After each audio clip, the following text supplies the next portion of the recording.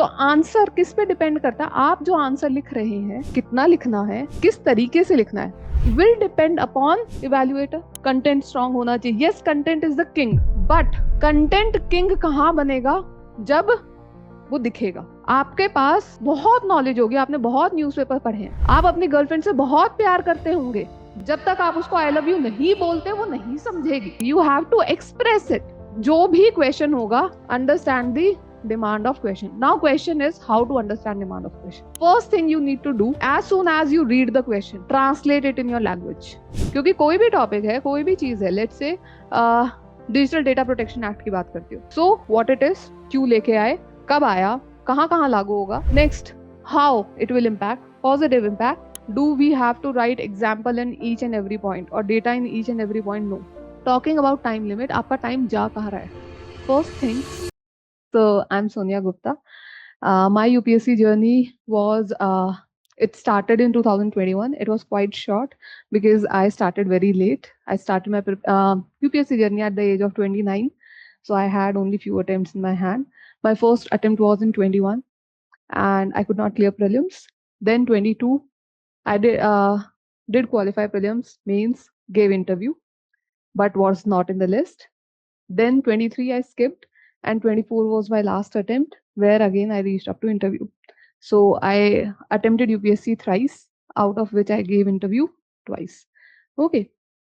So I feel I would be able to help you in answer writing since I have written mains twice in my 3 years journey. Okay. So this is about me. Now let's shift the focus on you people, right? Because the session is not for me, it's for you.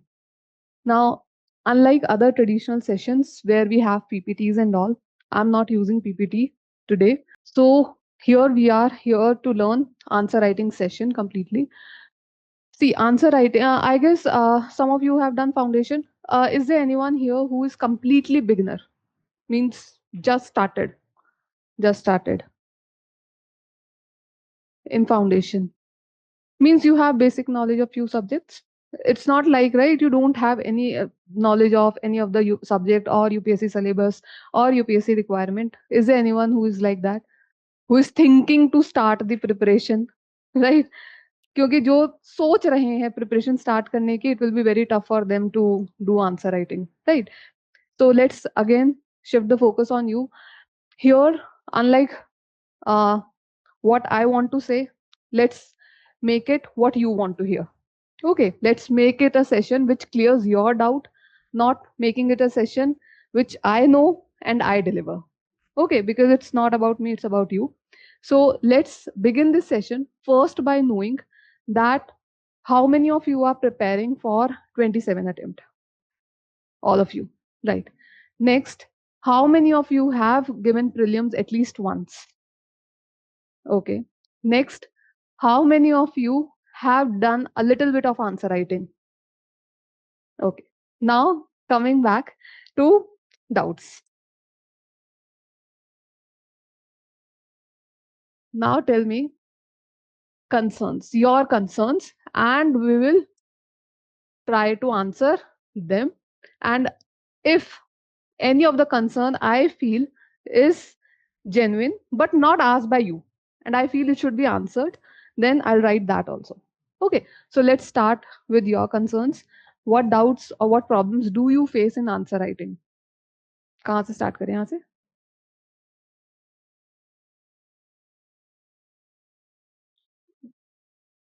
Okay, notes, which is very separate. Let's write it here.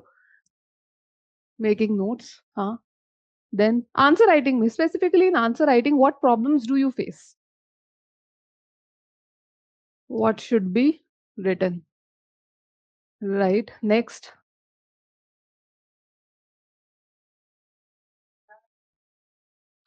Structuring and flow. Next. Demand identification. Part of this only. Next.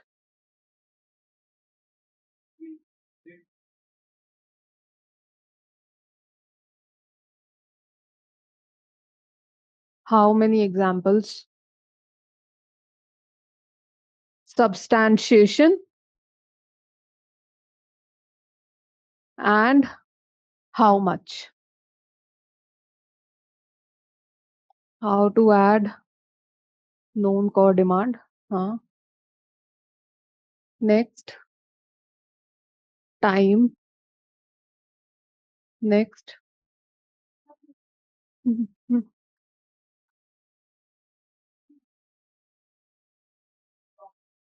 Hmm. Sentence formation. Next,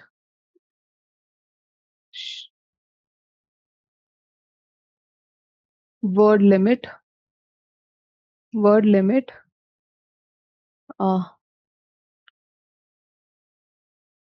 okay. Less than, more than 150. Next,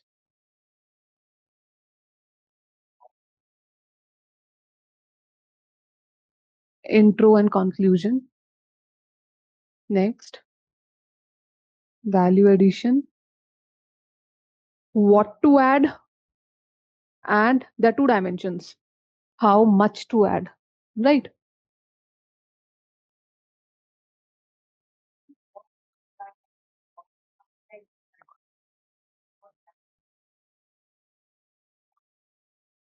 Bring attention to your points. What to bring and how much to bring. Next. Hmm.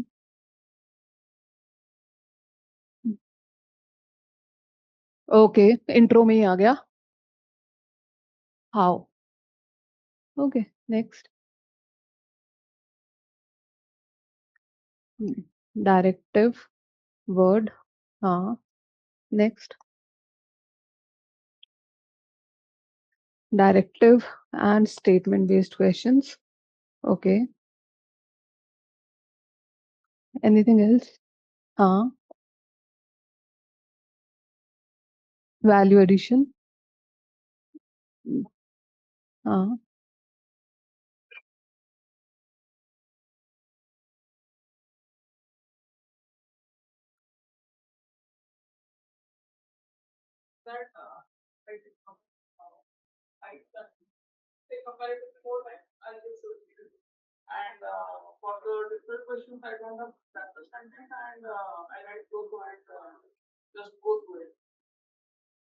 Let's make it time management.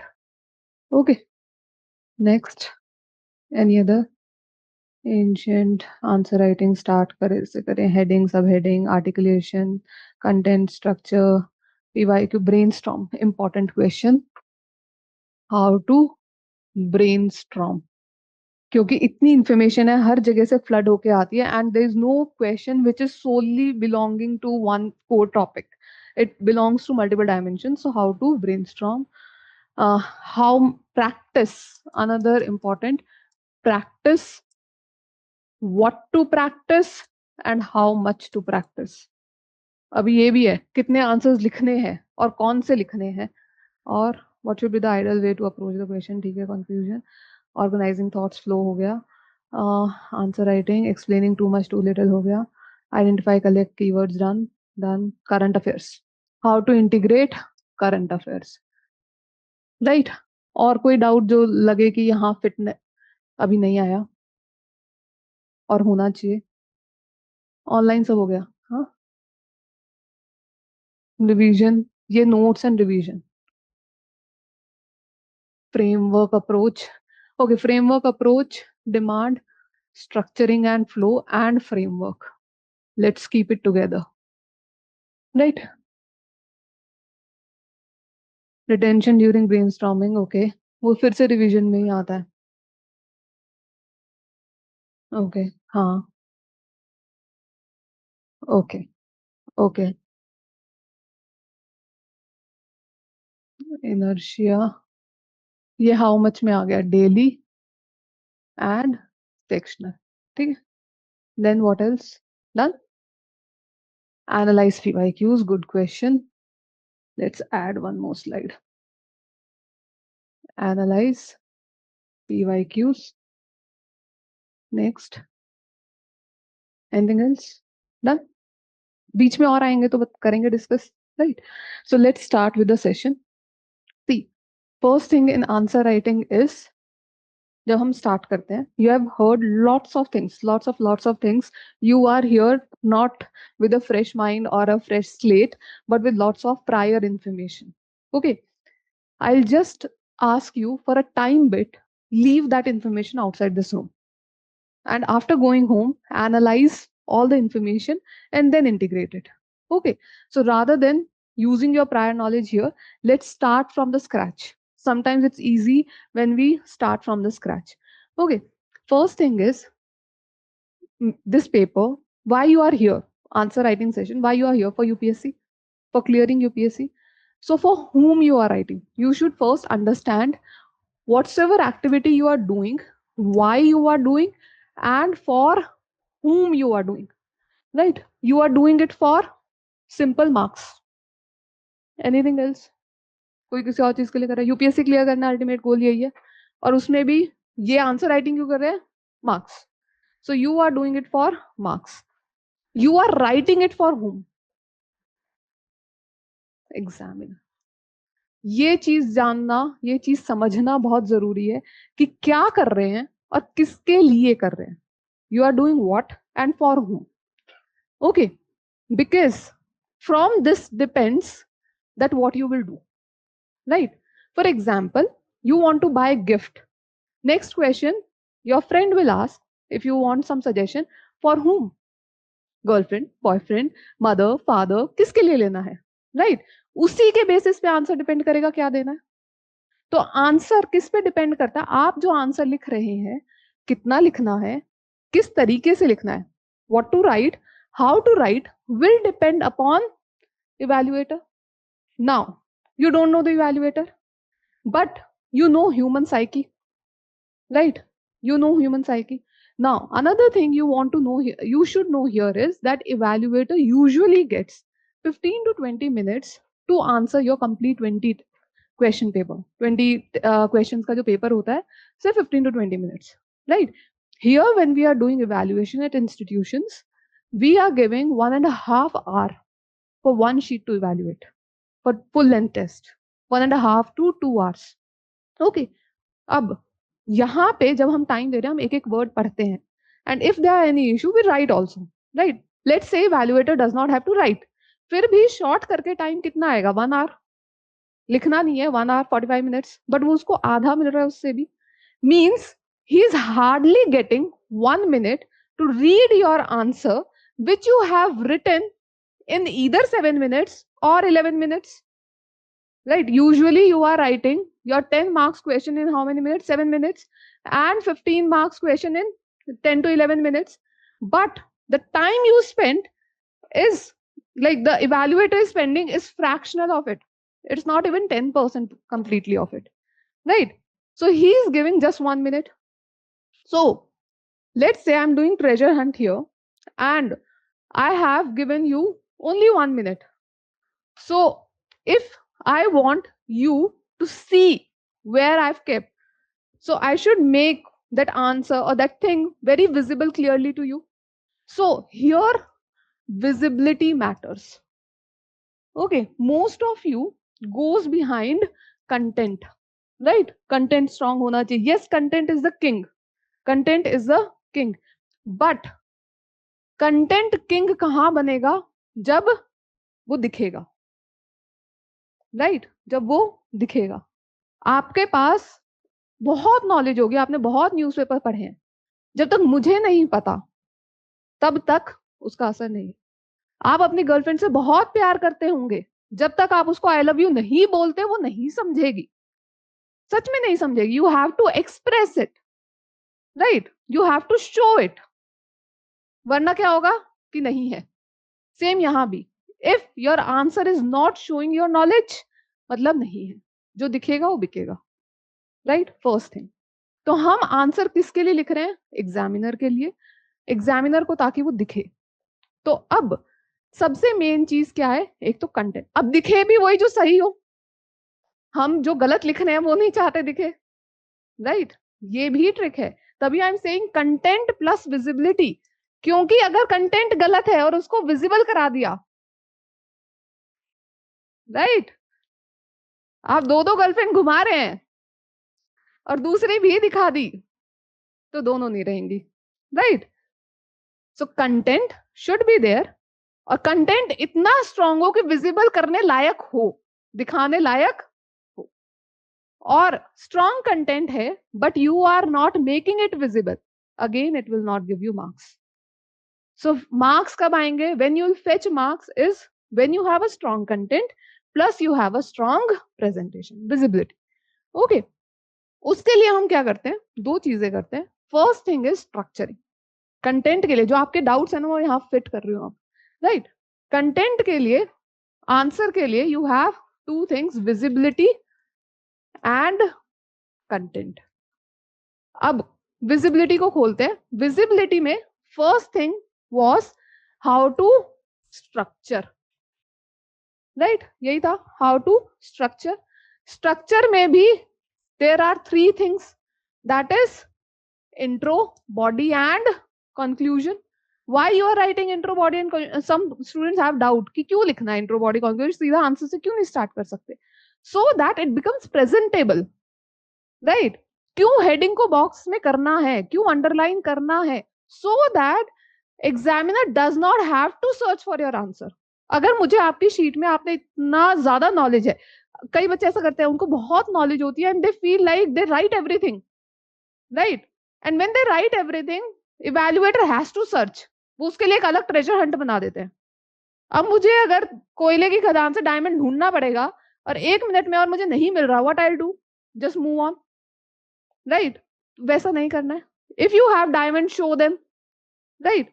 सो यहाँ पे structuring कैसे करते हैं? Intro, body, conclusion से। Body में भी proper headings बना के आप अपने पॉइंट्स को लिखते हैं। ज्यादातर क्यों बोलते हैं पॉइंटर फॉर्मेट में लिखना है? Because it increases readability. Ultimately आपको जो भी कंटेंट आता है, आपको उसकी रीडेबिलिटी बढ़ानी है, दैट वो एग्जामिनर के फोकस में आए, अटेंशन में आए। अटेंशन के लिए ये नहीं करना है कि वहां पे कलरफुल पेन्स लेके बैठ जाए, क्योंकि उतना टाइम नहीं है। पेन चेंज करने का भी टाइम नहीं है कि आप स्विच कर ले ब्लैक और ब्लू में। बेटर क्या होता है? Underline boxes.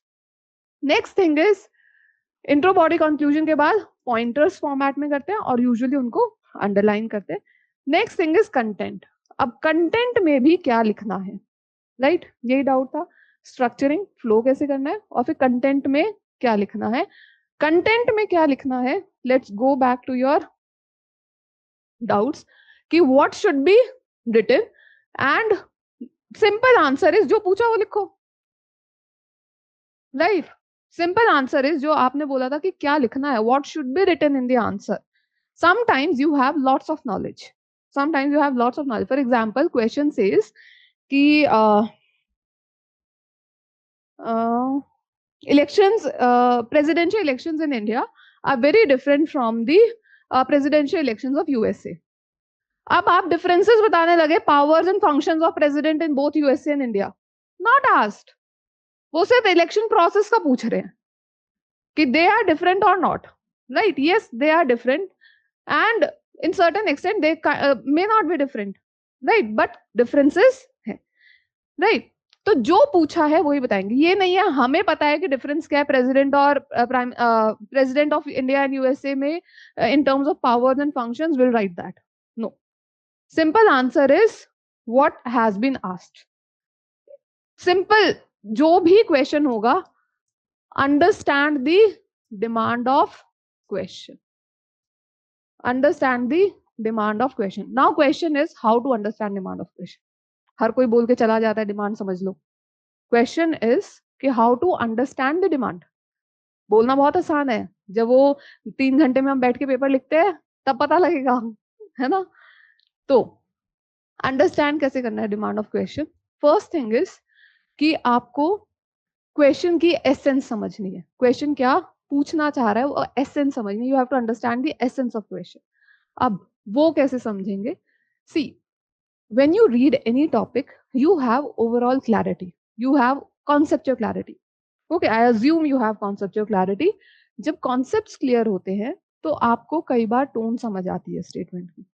Okay, for example, economy में simple question is, let's say, how crop diversification will help ensure food security and environmental resilience.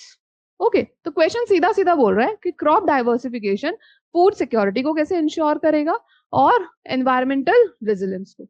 तो मैं क्या चाह रही हूं तुमसे, role of crop diversification in food security, role of crop diversification in environmental resilience. सीधा question था, right? अब एक टेढ़ा क्वेश्चन करते हैं। टेढ़ा क्वेश्चन क्या है? Let's say the question says कि president in India is a rubber stamp. Comment. Question की एसेंस जो है वो क्या बोल रही है, या लेट्स से मैं कमेंट की जगह डिस्कस करती हूँ। Discuss, will you agree? कई लोगों का ये डाउट होता है कि जब तक क्रिटिकली एनालाइज नहीं लिखा है या कुछ नहीं लिखा है हम उल्टा नहीं लिखेंगे। अब सोचो दिमाग से कि कोई बोल रहा है president of India is a just a rubber stamp, will you agree to this statement? No, to some extent, but not entirely. So if I write discuss or explain with this statement, will you just explain it as it is? You will give your counter view, right? अगर तुमसे तुम्हारी girlfriend बोल रही है तुम मुझसे प्यार नहीं करते, तो क्या तुम हाँ बेबी करके निकल जाओगे? वो हाँ कर रहे हैं सच में, राइट? हाँ बेबी करके नहीं निकलोगे ना, काउंटर व्यू दोगे ना, टोन समझोगे कि नहीं, वो किस टोन में बोल रही है, राइट? कई बार ऐसी रील्स भी होती है कि तुम मुझसे बहुत प्यार करते हो और वो बहुत हाँ करके जवाब देते हैं। तो वो अब टॉन्टिंग स्टेटमेंट है कि भाई इसका हाँ का मतलब हम क्या समझे, हाँ करते हो या तुम्हें लगता है करते हैं बट नहीं करते। सेम क्वेश्चंस की एसेंस समझनी पड़ती है। वो कैसे समझेंगे? With conceptual clarity.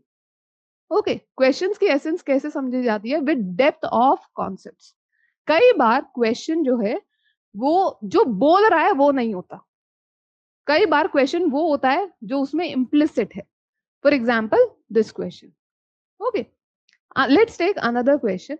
एक और क्वेश्चन देखते हैं। Right to freedom of expression in India is limited by reasonable restrictions, right?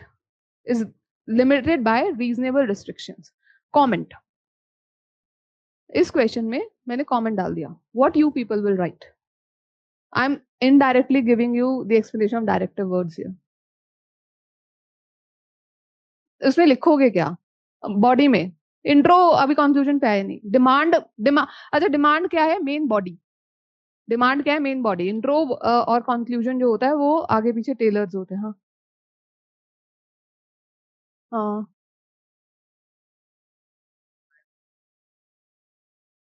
सिर्फ वो थोड़ी लिखोगे, ज्यादातर यही करते हैं, ज्यादातर यही करते हैं। हाँ, ज्यादातर यही करते हैं। What they do is keywords उठाए और एसेंस नहीं समझी, सीधा लिखते चलते बने, राइट? यहाँ पे फ्रीडम जो है, फ्रीडम को रीजनेबल रिस्ट्रिक्शन के साथ क्लैश दिखाया है। that you are saying on one hand you have freedom, on another hand you have reasonable restriction. So in this case actual में क्या करना था? justify करना है that why these reasonable restrictions are there. अब answer में वही चीजें आएंगी जो आपने बोली है, लेकिन अलग तरीके से आएंगी। क्या लिखोगे? कैसे? उल्टा। मतलब वही 8 रिजनेबल रिस्ट्रिक्शन आएंगी बट उसको लिखने का तरीका उल्टा होगा। For example, to ensure public morality, to prevent defamation, rather than writing ये रीजनेबल रिस्ट्रिक्शन है, डेफेमेशन है, फॉरेन रिलेशंस है, पब्लिक मोरालिटी है, पब्लिक ऑर्डर है, ये सब है, to ensure this and then you will justify with example. Example can be anything, it can be case law, it can be incident, it can be event, anything. Okay, now coming back again to our question, what to write in a question. So what to write is understanding the demand. Now how to understand the demand is on two things, first thing is what the question is saying, that is the statement of question. Another thing is the directive word which is coming along with it, sometimes students only refer to directive word, क्योंकि इतना directive word हो गया है कि सबको सिर्फ directive word दिखता है। एनालाइज लिखा तो ये लिखना है, क्रिटिकली एनालाइज लिखा तो ये लिखना है, एग्जामिन लिखा तो ये लिखना है, डिस्कस लिखा तो ये लिखना है। Sometimes in few of the questions even directive words are means they don't make sense because question की statement ही आपको बोलती है कि क्या करना है. So together, understanding them together helps you determine the demand of question. Okay, understanding them together determines demand of question. अब ये PYQ workbook के आगे questions है segregated. We'll see some questions. कुछ difference अगर किसी में है. Online students, I guess you people have this. Let's come to local government and devolution of powers में.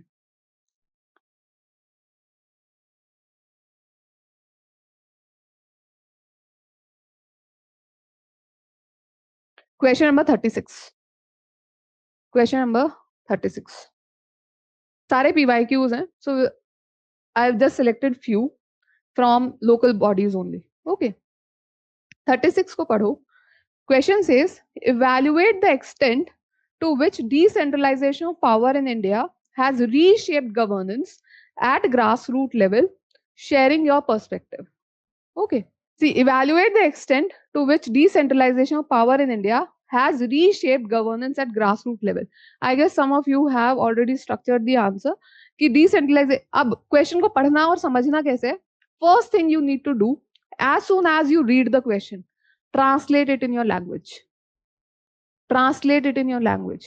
कई बार बहुत भारी भरकम word देके, sometimes they give heavy words and the question is very simple. Okay. Translate first in your language, then concise it to minimum words. जैसे आपकी friend एक लंबा चौड़ा भाषण देती है, लास्ट में आप पूछते हो कहना क्या चाहती हो, राइट? बस इस क्वेश्चन में वही करना है. किसी भी क्वेश्चन में जब आप पढ़ते हैं कि कहना क्या चाहते हो, पूछना क्या चाहते हो, वो जानना है. सो evaluate the extent to which decentralization of power in India has reshaped governance at grassroots level. अगर मैं इसको ट्रांसलेट करूं तो पूछ रहा है कि आपको इस हद तक ये बताना है कि डिसेंट्रलाइजेशन जो हुआ है पावर की, क्या उसने गवर्नेंस को ग्रास रूट लेवल पे शेप किया है नहीं. ये ट्रांसलेशन है और मुझे अपना साथ में अपना पर्सपेक्टिव बताना है. अगर मैं इसको और कंसाइज करूं, मुझे बस ये बताना है effect of decentralisation at grass root level या grass root governance. Does it give me my heading? Concise कर दिया मैंने क्वेश्चन को, मुझे क्वेश्चन का एसेंस पता लग गया. तो it is just asking effect of decentralisation at grassroot governance. यही पूछ रहा है क्या इफेक्ट है. अब इफेक्ट पॉजिटिव भी हो सकता है, नेगेटिव भी हो सकता है, कुछ भी हो सकता है, राइट? दोनों हो सकता है. तो मुझे दोनों लिखना पड़ेगा आइडियली. समझ आया ये? अब इस क्वेश्चन में इवैल्यूएट वर्ड की जगह डिस्कस करो. डिस्कस द एक्सटेंट टू विच. क्या आंसर बदला? नहीं बदला. critically examine the extent to which, analyze, examine. तो इस क्वेश्चन में directive word is not actually giving you direction. What is giving the direction? Statement. What is giving the direction is statement. तो कई बार जो directive word है उसका use उतना नहीं होता जितना हम अपने दिमाग में बना लेते. ओके. अगर मैं क्वेश्चन लिखती, decentralization of power in India has reshaped governance at grassroots level, full stop. Do you agree? Will it change? नहीं. Answer will remain same. Right? अगर मैं बोलूं do you agree and substantiate with suitable examples, फिर भी बताओगे ना, दोनों चीज बताओगे. शेप किया है बट कुछ लिमिटेशंस है, राइट? सो इन सच क्वेश्चन स्टेटमेंट डिटरमाइंस कि क्या मीनिंग है. Keywords does not determine. अब आते हैं. See, if you see question number 35, do you understand the demand of question here? इसमें बहुत क्लियर है, सीधी सीधी डिमांड दी है, इसमें आपको एनालाइज ज्यादा नहीं करना. So there are sometimes questions where they will directly give you. Again in such questions आपको डायरेक्टिव वर्ड जो है हाईलाइट वो इफेक्टिव नहीं है. मेन वर्ड क्या है? Critical challenges, right? तो उन वर्ड्स पे ध्यान देना है. अब आओ question number 32. The local self-government system in India has not proved to be effective instrument of governance. Critically examine the statement and give your view to improve the situation. क्या क्या समझे क्या? एक तो क्वेश्चन क्या पूछ रहा है? अच्छा, जब ऐसे क्वेश्चंस आते हैं, स्टार्टिंग में स्टेटमेंट दी होती है, ऐसे क्वेश्चंस होते हैं स्टार्टिंग में स्टेटमेंट दी होती है, फिर क्रिटिकली एग्जामिन या कुछ लिखा होता है, क्या करो उन क्वेश्चंस के, सिंपल क्रिटिकली एग्जामिन एंड से उठा के स्टार्टिंग में लगा दो। एक तो इजी हो जाता है समझना, क्योंकि हमारा दिमाग प्रोसेस करता है पहले स्टेटमेंट को फिर डायरेक्टिव वर्ड को, इससे अच्छा उसको उठा के स्टार्टिंग में ले आओ, right, it becomes easy. For example यहाँ पे अगर हम करते हैं critically examine whether local self government system in India has prove to be effective और not, made it easy. Discuss होता तो मैं डिस्कस आगे ले आती, एनालाइज होता तो मैं एनालाइज आगे ले आती, and it makes my brain to process easily rather than first analyzing the statement and then analyzing the keyword. I integrated. Sometimes in certain questions what happens is they will say discuss with reference to this, right? I guess एक question है 20 में, federalism में है। go to question number 24.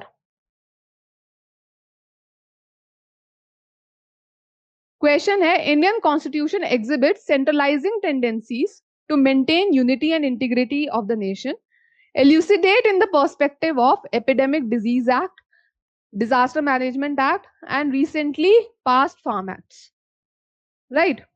अब ऐसे question में आगे एक जनरल स्टेटमेंट दे दी जाती है और फिर बोला जाता है कि इसके पर्सपेक्टिव में डिस्कस करो।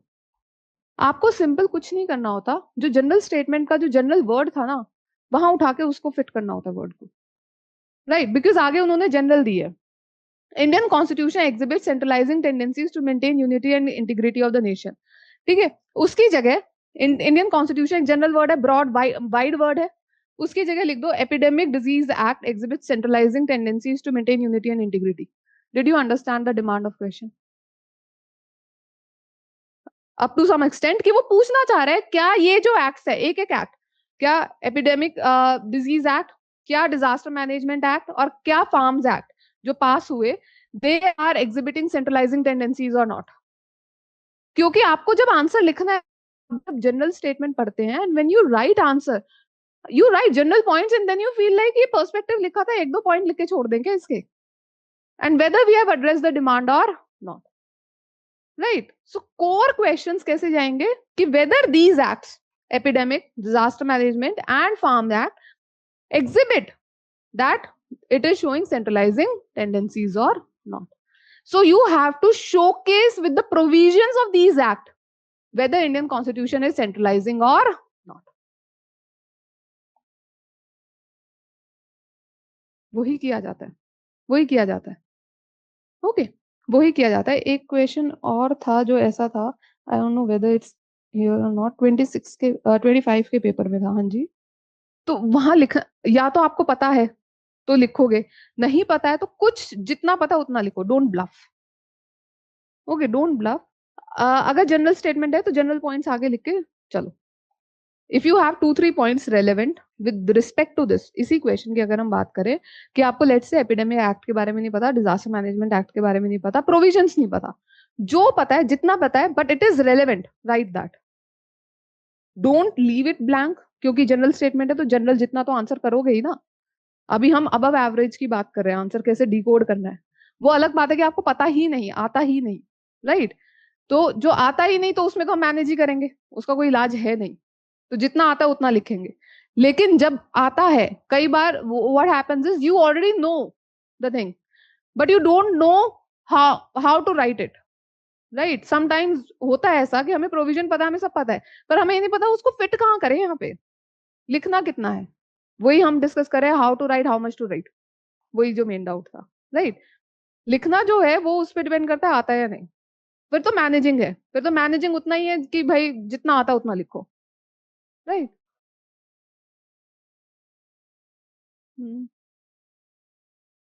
Yes, yes, you will, but at the end you'll write general points, you'll try to minimize it, yes, but 3 page के हिसाब से लिखोगे, 3 पेज में प्रेफरेंस किसको मिलेगी?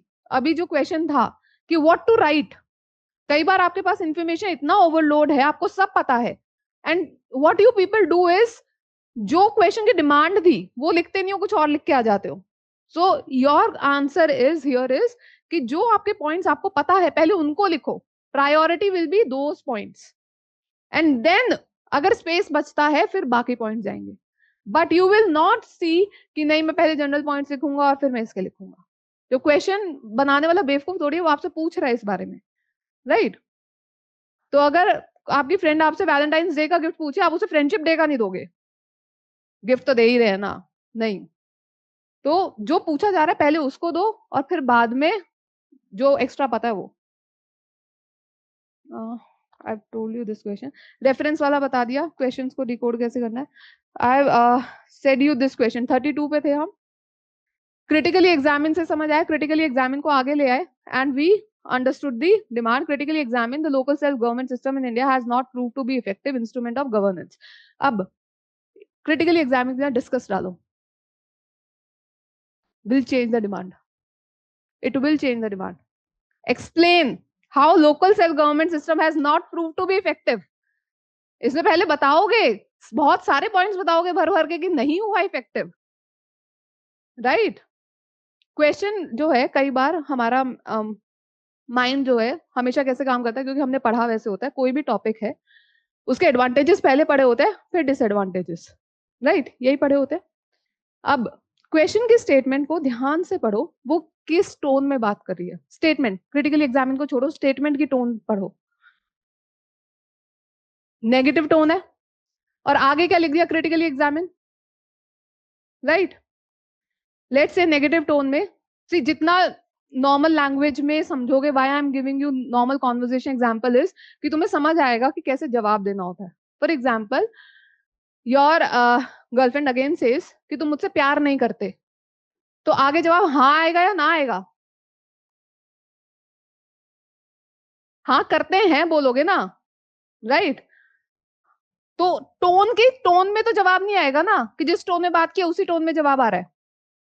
कई बार ये बोलोगे नहीं बेबी हाँ करते हैं, पहले नहीं बोलोगे फिर हाँ बोलोगे। अब इसी क्वेश्चन में वो अप्लाई करते हैं। First, local self government system in India has not proved to be effective instrument of governance. पहले बोलोगे नहीं हुआ है, क्रिटिकली एग्जामिन है उससे पहले सपोर्ट करोगे हाँ नहीं हुआ है, बट सिर्फ यहीं पे छोड़ दोगे क्या? जब क्रिटिकली एग्जामिन बोला बोलोगे कि कुछ फायदा हुआ है, पिंक पंचायत आई है, विमेन का रिप्रेजेंटेशन बढ़ा है, ऑल्टरनेट में एडवांटेजेस है ना तुम्हारे पास, उसको अगेंस्ट में जाने के लिए तो लिखोगे। इस क्वेश्चन में directive word was guiding what is answer, समझ आया? डिस्कस था तो main focus is on yes it has not and the challenges and measures, right? Critically examine है, you will give alternate points and then you will say कि it can be made better with these points. क्योंकि कोई भी provision, कोई भी policy, कोई भी change completely ना तो गलत होता है और ना कंप्लीटली सही होता है, समझे? डायरेक्टिव वर्ड्स को समझे? किसी को कोई डाउट अभी? तो क्वेश्चन को पढ़ना कैसे, what was the learning, how to what to write की जो क्वेश्चन था, लर्निंग क्या है? Understand the demand of question, how to understand, first translate it in your language, second shorten it with the minimum things की, minimum words की क्या पूछना चाह रहा है मिनिमम सेंटेंस में, and that minimum sentence will give you 2 headlines, 2 headings or 3 headings depending upon the question, and those will be your parts of body, and those parts में now you will write points, right? So what to write में first was demand of question, what to write, that is demand. We have understood how to understand demand.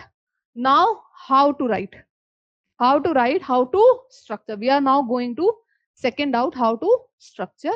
Structure में first is intro, body and conclusion.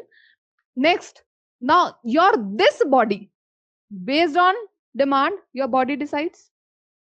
जो भी body होगी वो किस पे dependent होगी? Demand पे, राइट? इंट्रो और कंक्लूजन किस पे डिपेंड होगा? बॉडी पे। Okay, it's not like we go first on intro, it's like we first go on body. Body में क्या लिखा जाएगा? Why? Because body addresses the core demand and you don't want your intro and conclusion to look repetitive. वरना मैं answer पढ़ रही हूँ, ऊपर भी यही लिखा है, नीचे मेन बॉडी में भी वही लिखा है, और आगे भी वही लिखा है, मेरे लिए रेपिटेशन हो रहा है, राइट? सो अब इंट्रो और कंक्लूजन कैसे लिखना है? Now first go on intro, right? अब इंट्रो में आते हैं।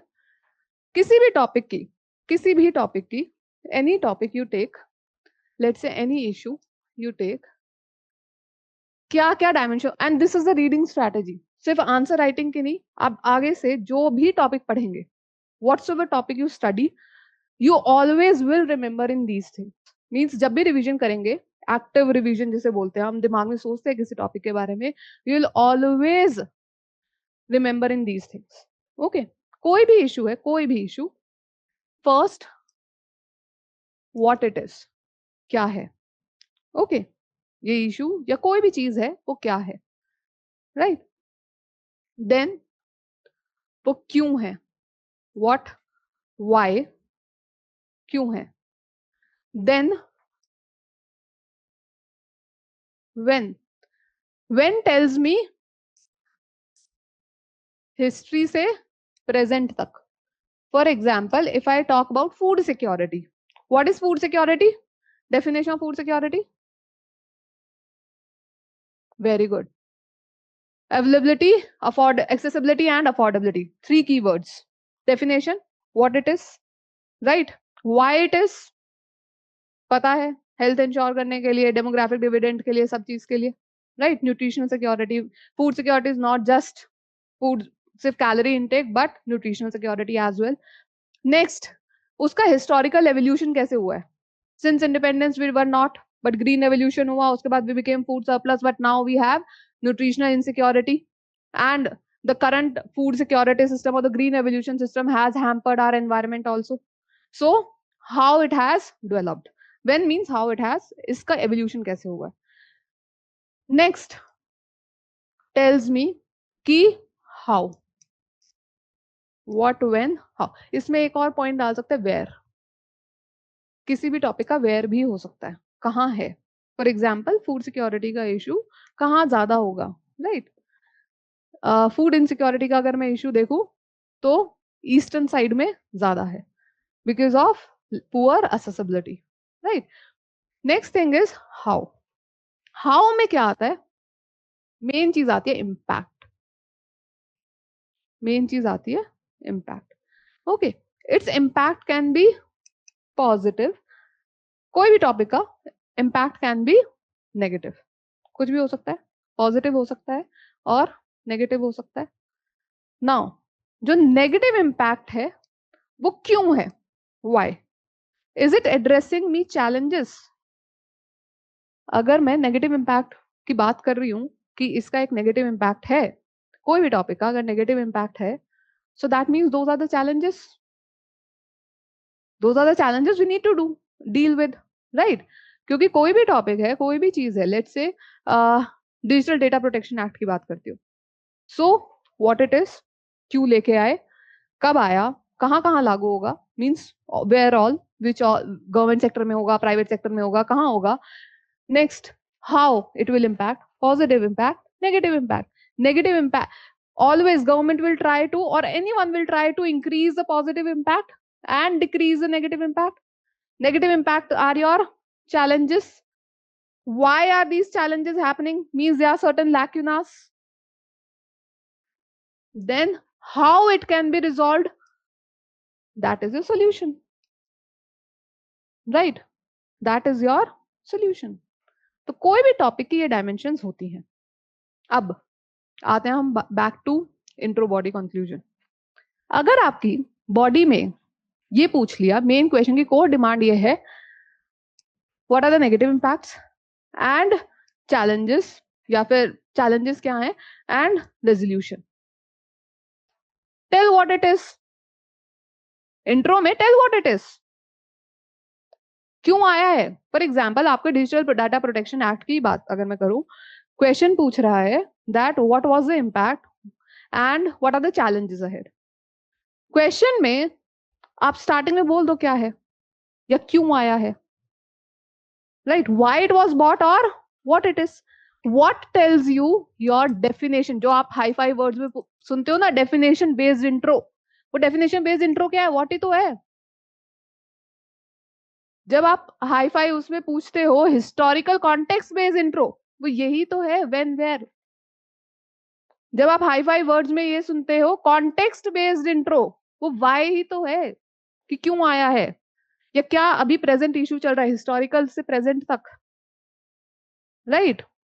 अगर मैंने क्वेश्चन पूछा that what are the provisions of digital data protection act, तो मुझे क्या है वहां नहीं लिख सकती मेन फीचर्स, तो मैं क्या लिखूंगी, why it was bought, context, कि साइबर सिक्योरिटी के इश्यूज बढ़ रहे थे, साइबर क्राइम से कोई भी आप डेटा आपके पास है अगर एनसीआरबी का, वो दिया और व्हाट पे आ गए बिकॉज उसमें व्हाट फीचर्स है, राइट? तो बॉडी डिटरमाइन करेगी इंट्रो क्या होगा। समझ आया? डाउट किसी को? राइट? तो उससे क्या होता है, फ्लो होता है, सामने वाले को पता लगता है, इसको कॉन्टेक्स्ट का पता है, इसको पता है प्रॉब्लम हुई है पहले। जैसे अभी फूड सिक्योरिटी वाला इशू लेते हैं, क्रॉप डाइवर्सिफिकेशन वाला क्वेश्चन पूछते हैं, that crop diversification will help in ensuring food security and environmental resilience hand in hand, discuss. अब मैं सीधा सिर्फ क्रॉप डाइवर्सिफिकेशन के डेफिनेशन से स्टार्ट कर सकती हूँ, one kind of intro. Another kind of which I would like here is, आप प्रॉब्लम बता दो कि हिस्ट्री में फूड सिक्योरिटी तो हमने इंश्योर की थी ग्रीन रेवोल्यूशन से, बट वो food security true food security नहीं हुई because it led to nutritional insecurities and environmental challenges. उससे मेरा कॉन्टेक्स्ट बन गया and here I give you the solution. कि क्वेश्चन में क्या पूछा था, सोल्यूशन पूछा था, how crop diversification will help in these things. So give the issue before कि ये इशू है, इसलिए हम लेके आ रहे हैं और क्रॉप डाइवर्सिफिकेशन ऐसे इस इशू को डील करेगा। क्वेश्चन में कहीं आपको इशू नहीं बताया,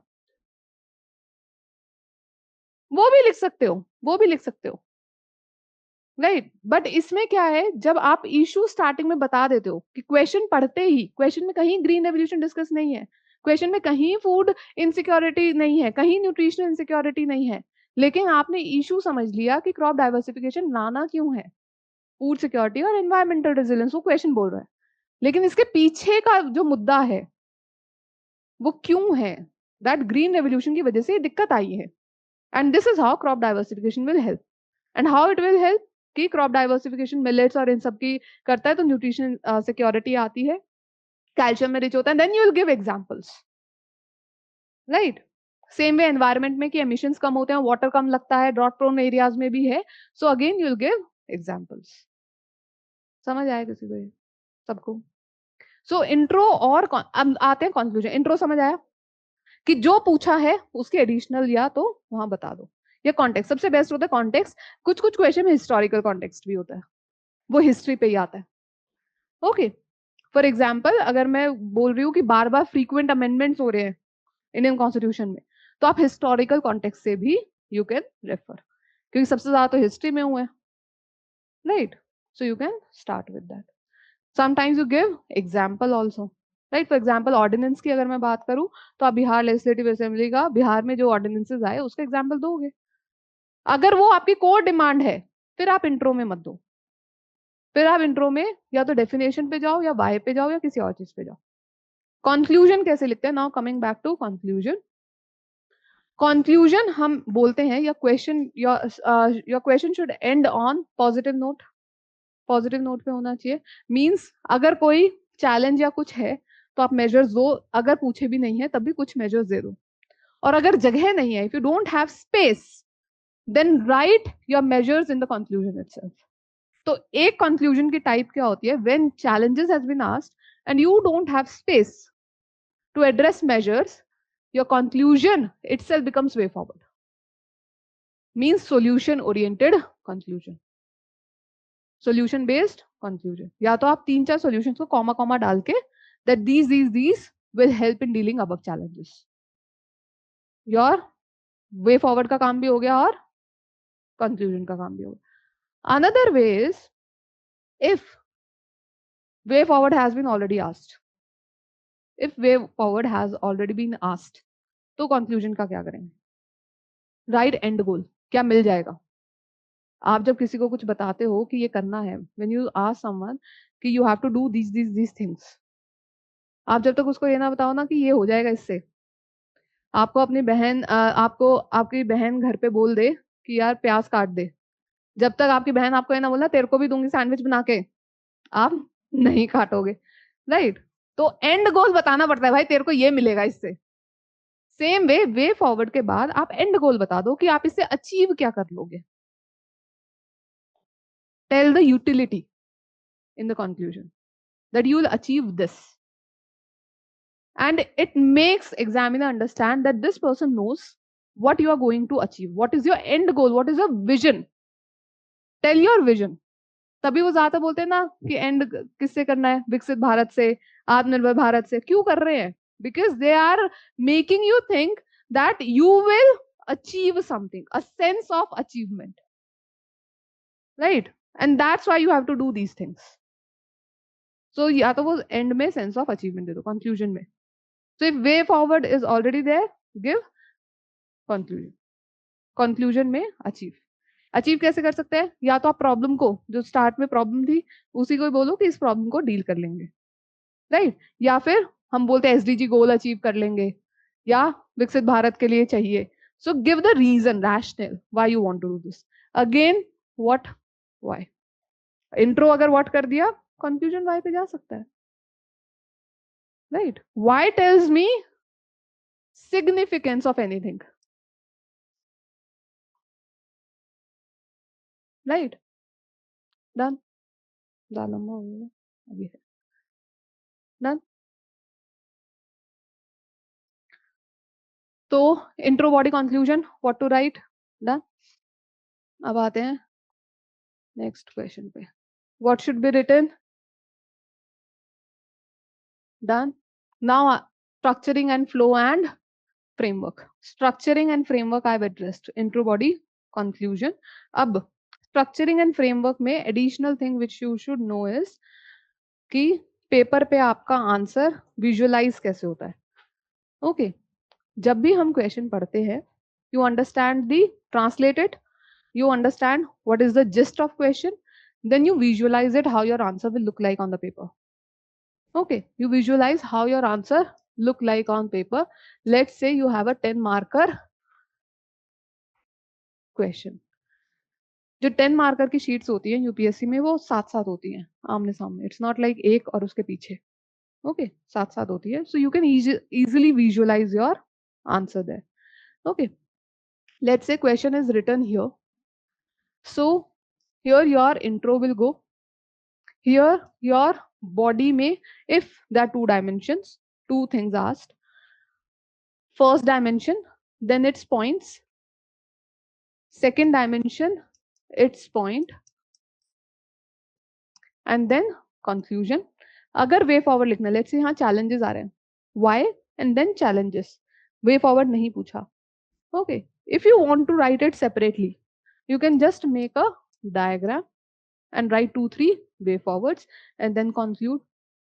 क्योंकि कई बार पॉइंट्स कम होते हैं तो उनको नहीं पता होता क्या करना है, वे फॉरवर्ड 2-3 करके और फिर कंक्लूजन कर दो। तो इसमें तुम्हारा वे फॉरवर्ड वाला जो कंक्लूजन था और जो एंड गोल वाला था वो एक साथ आ जाता है, because you have separately given way forward, तो एंड गोल बस थोड़ा सा बता दो।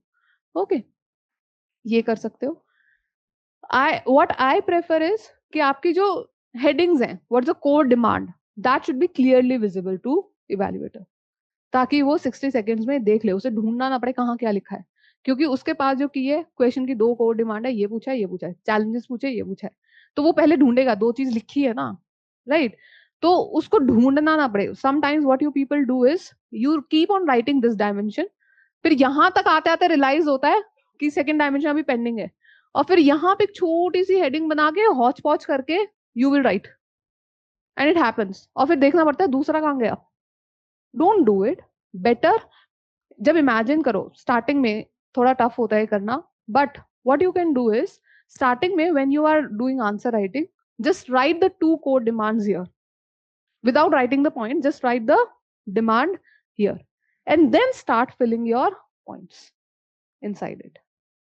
तो इससे आपको क्या है, धीरे धीरे habit, you will be in habit of making a proper structured answer which is quite presentable.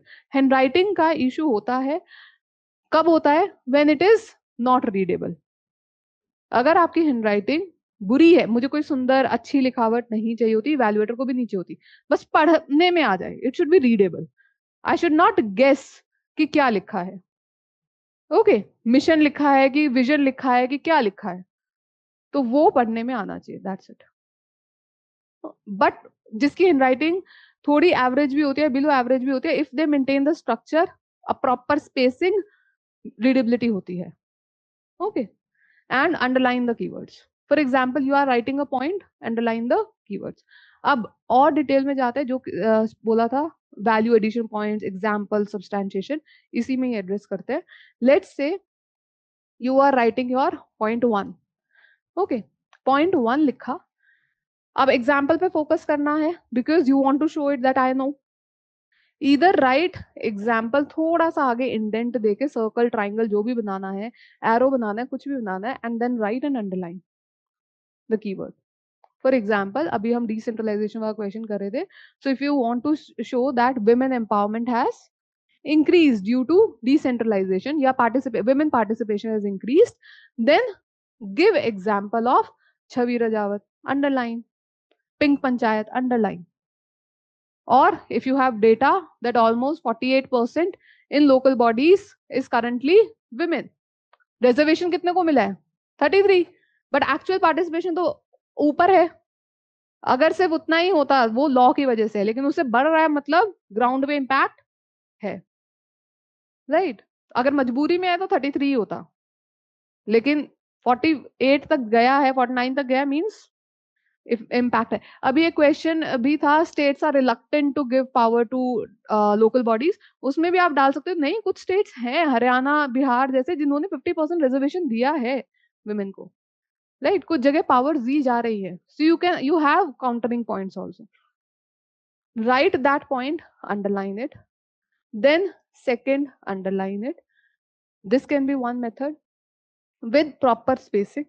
Another method can be कि आप, कई बार आपके पास पॉइंट कम होते हैं एंड यू फील लाइक कि जब मैं लिखूंगा तो स्पेस बच जाएगा। So what you can do is, let's say measures पूछा था, you make this half moon, half sun, जो भी बोलना है, half circle diagram, and write your points here,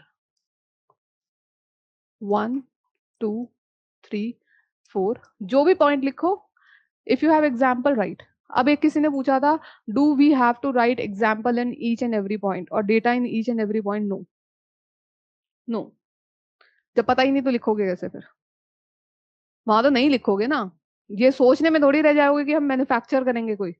GPT की तरह हेल्यूसिनेट नहीं करना है। जीपीटी हेल्यूसिनेट करता है अपने आप से, एग्जाम्पल डेटा बना के दे देता है कुछ भी कई बार। सो हेल्यूसिनेट नहीं करना है, जो डेटा पता है, जो एग्जाम्पल पता है, राइट इट। नाउ अब मैक्सिमम मार्क्स किसने बोला था? मैक्सिमम मार्क्स वो 0.5 1 मार्क्स बढ़ने के लिए क्या करना है? Try that when you read, when you learn any topic, revise any topic, have curiosity to know that where actually it is happening, और is there any place which is doing this और anything. For example, ऐसे कि health के लिए या demography, हमारी population, Indian population की health जो है वो खराब हो रही है, and let's say one of the reason apart from food and water is the smoking, right? तो देखो कि क्या कोई कंट्री ऐसी है जिन्होंने ऐसा कुछ बैन किया है या कुछ किया है। If you have example, definitely right it, and don't block your self in a limited framework. कई बार हम क्या करते हैं, जो टॉपिक हमने पढ़ा है, जिसका एग्जाम्पल जहां था ना वहीं याद आता है, you don't cross cut it, मतलब कहीं भी आप उसको एक्सचेंज नहीं करते। फॉर एग्जाम्पल, लेट्स से आपने इकोनॉमी में क्रूड ऑयल में पढ़ा था that we are dependent 86% on external crude oil imports, crude oil imports. अगर इंडिया रशिया के रिलेशंस में क्वेश्चन पूछ लिया that India Russia relations has multiple pillars, या फिर dependency of India on Russia is way too high, तो आप उसमें एक पॉइंट तो डिफेंस का देंगे, दूसरा पॉइंट क्रूड ऑयल का देंगे। क्या वहां लिख नहीं सकते कि हाँ 86% बाहर से है, जिसमें मैक्सिमम रशिया का है? आपको लेट्स से रशिया का शेयर नहीं पता था, लेकिन ये तो पता था 86% बाहर से आता है, तो क्या मैं वो डाटा यहाँ पे नहीं लिख सकती? Yes I can write. I have substantiated my point that crude oil में हमारी इंपोर्ट डिपेंडेंसी है और रशिया हमारा ऑल वेदर फ्रेंड है, तो हम वहां से ले रहे हैं। ये भी पता होगा कि चलो एक्चुअल रेट नहीं पता होगा, डिस्काउंटेड रेट तो पता था। तो हमारी डिपेंडेंसी है, इसलिए हम रशिया पे डिपेंडेंट हैं कुछ हद तक। So you can use your data from anywhere to anywhere. Okay.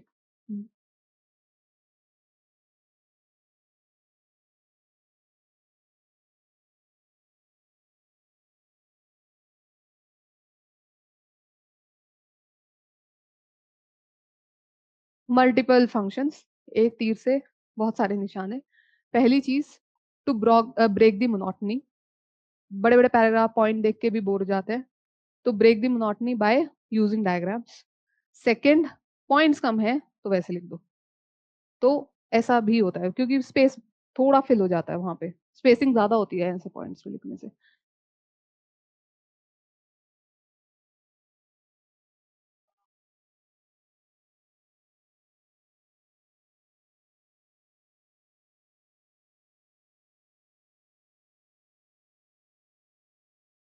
C in this case it depends upon case to case basis.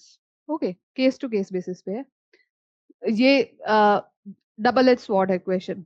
जैसे for example you have lots of point, the points are relevant. If the points are relevant, write the points and give numbers. Bullets की जगह bullets use नहीं करने, पता है, numbers use. And show number, write numbers and show the examiner that you have written so many points if they are relevant to the point as per the demand of question. 1 2 3 4, yes, right, but keep them concise. And plus another uh, terms and conditions applied. Your one heading, your 15 points in one heading should not hamper the another demand of question. ये नहीं है कि positive मुझे बहुत सारे पता थे, उसको लिखने के चक्कर में मैंने चैलेंजेस नहीं लिखे। एज आई टोल्ड कि वो कई बार सेकंड पेज तक जाते हैं और फिर बाद में वो क्लमजी सा लिखते हैं, right, because both the demand holds equal weightage, right? So yes, you can write points, but disclaimer being that point should be relevant and other demand should not be compromised, right? Next, third thing, if you have several, sometimes it feels like we have lots of points, but some of the points are random, don't write them, right? Sometimes what we have is कि points लिखने हैं, लिख दो, सारे लिख दो, but don't make it clumsy again. In that case, again you can use diagram to not make it clumsy. Let's say आपके पास बहुत सारे points हैं, ठीक है, 7-8 points हैं, but आपकी core demand उससे hamper हो जाएगी space की वजह से। तो what you can do is you can use hub and spoke model.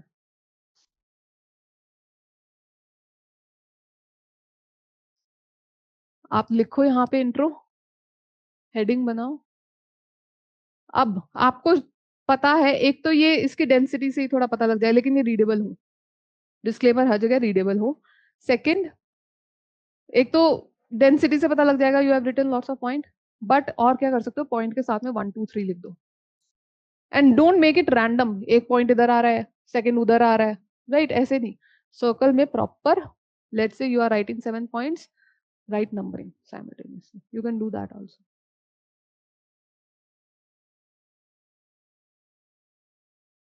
It depends मतलब again case to case basis, वो उस मोमेंट में भी आप डिसाइड करते हो। मींस ऐसा नहीं है कि ये प्रेफरेंस देनी ही देनी है।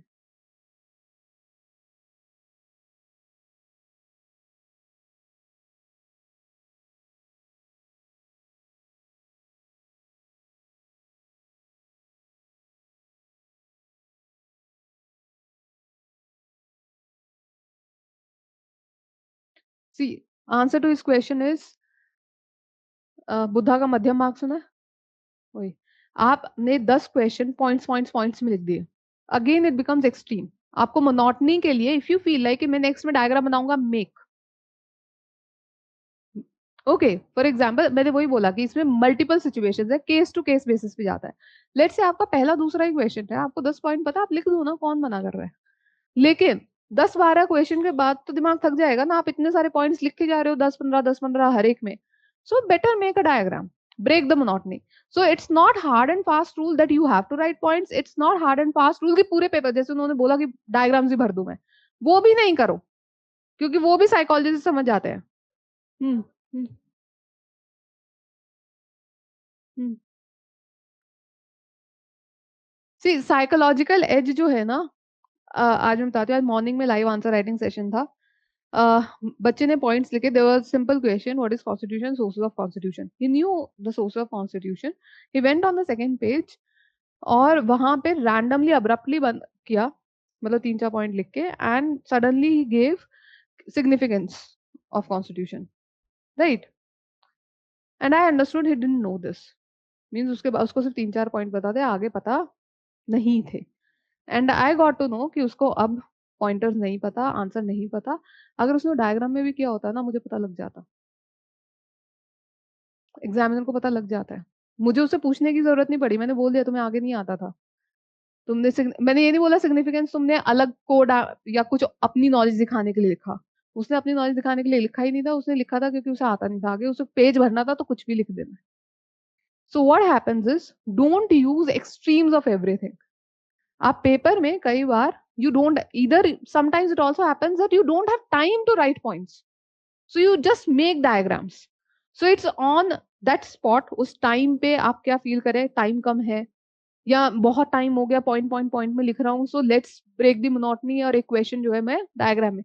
ये नहीं है कि आप स्टार्टिंग डायग्राम से नहीं कर सकते, कर सकते हो, डेफिनेटली कर सकते हो. ये नहीं है कि आप स्टार्टिंग पॉइंट से नहीं कर सकते हो. But you take a calculative decision at that time कि मैंने 5 क्वेश्चन जो है मोनोटनी हो गई है, let's break the monotony, write diagram. First question में अगर डायग्राम बन रहा है तो बनाओ ना, कंपल्शन नहीं है. अगर वहां डायग्राम बन रहा है और बहुत अच्छा डायग्राम बन रहा है तो बनाओ. फॉर एग्जाम्पल, अगर फर्स्ट क्वेश्चन में ही डायग्राम बन रहा है स्टेट और सिटीजन का या फिर सेपरेशन ऑफ पावर्स का, तो show it with the diagram, right. Show it with the Venn diagram. You won't say कि ये तो स्टार्टिंग का क्वेश्चन है, मैं पॉइंट में लिखूंगा. अगर रेलेवेंट है तो लिख जाएगा. It all depends at the end, your answer diagram में जाएगा, पॉइंट में जाएगा. It will depend upon 3 things. First foremost relevance, second time, third space. And these 3 factors, and there can be another factor like monotony कि बहुत सारे question जो है वो पॉइंट्स में हो गए. So these all factors will decide what you will choose at that time. कई बार टाइम कम होता है, हम लिखते हैं डायग्राम में, क्योंकि आप हर जगह वो हेडिंग्स या मल्टीपल वर्ड्स नहीं यूज कर सकते. आप एक वर्ड यूज करते हो और सीधा लिखते हो points. Okay, done this. So that is your presentation. Next, structuring बता दी, प्रेजेंटेशन बता दी. So structuring flow and framework. Framework में again your framework depends upon किस तरीके से इंट्रो बॉडी कंक्लूजन आ रहा है, क्या कोर डिमांड है. Next, your framework is decided by your directive word also कि what has been asked, and that is your core demand only, तो वो उसी पे डिपेंड करता है. Next is substantiation, how much and कैसे करनी है. Substantiation can be done by anything. For example, in polity, it can be done by any example of event, any case study, any case law, anything. या even किसी political thinker ने या किसी ने भी एनालिस्ट ने कुछ बोला है, उससे भी. You don't write your perspective, you right with कि सीजीआई ने ये बोला था, या फिर किसी और ने, किसी जज ने कुछ बोला है, उससे भी कर सकते हैं. So you can do with anything. For example, if you are working on parliamentary functioning, तो अगर वाइस प्रेसिडेंट ने या किसी ने कुछ बोला है, you can substantiate using their name. Okay, so substantiation, yes, it's good if you do maximum of substantiation with example, with data, with anything. PRS की legislative assembly ने कुछ PRS ने अगर कुछ दिया है data, use that. If you know, use that. Don't resist. Okay.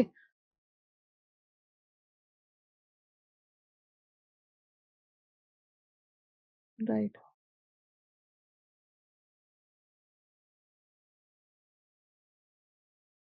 Again depends upon what type of question it is.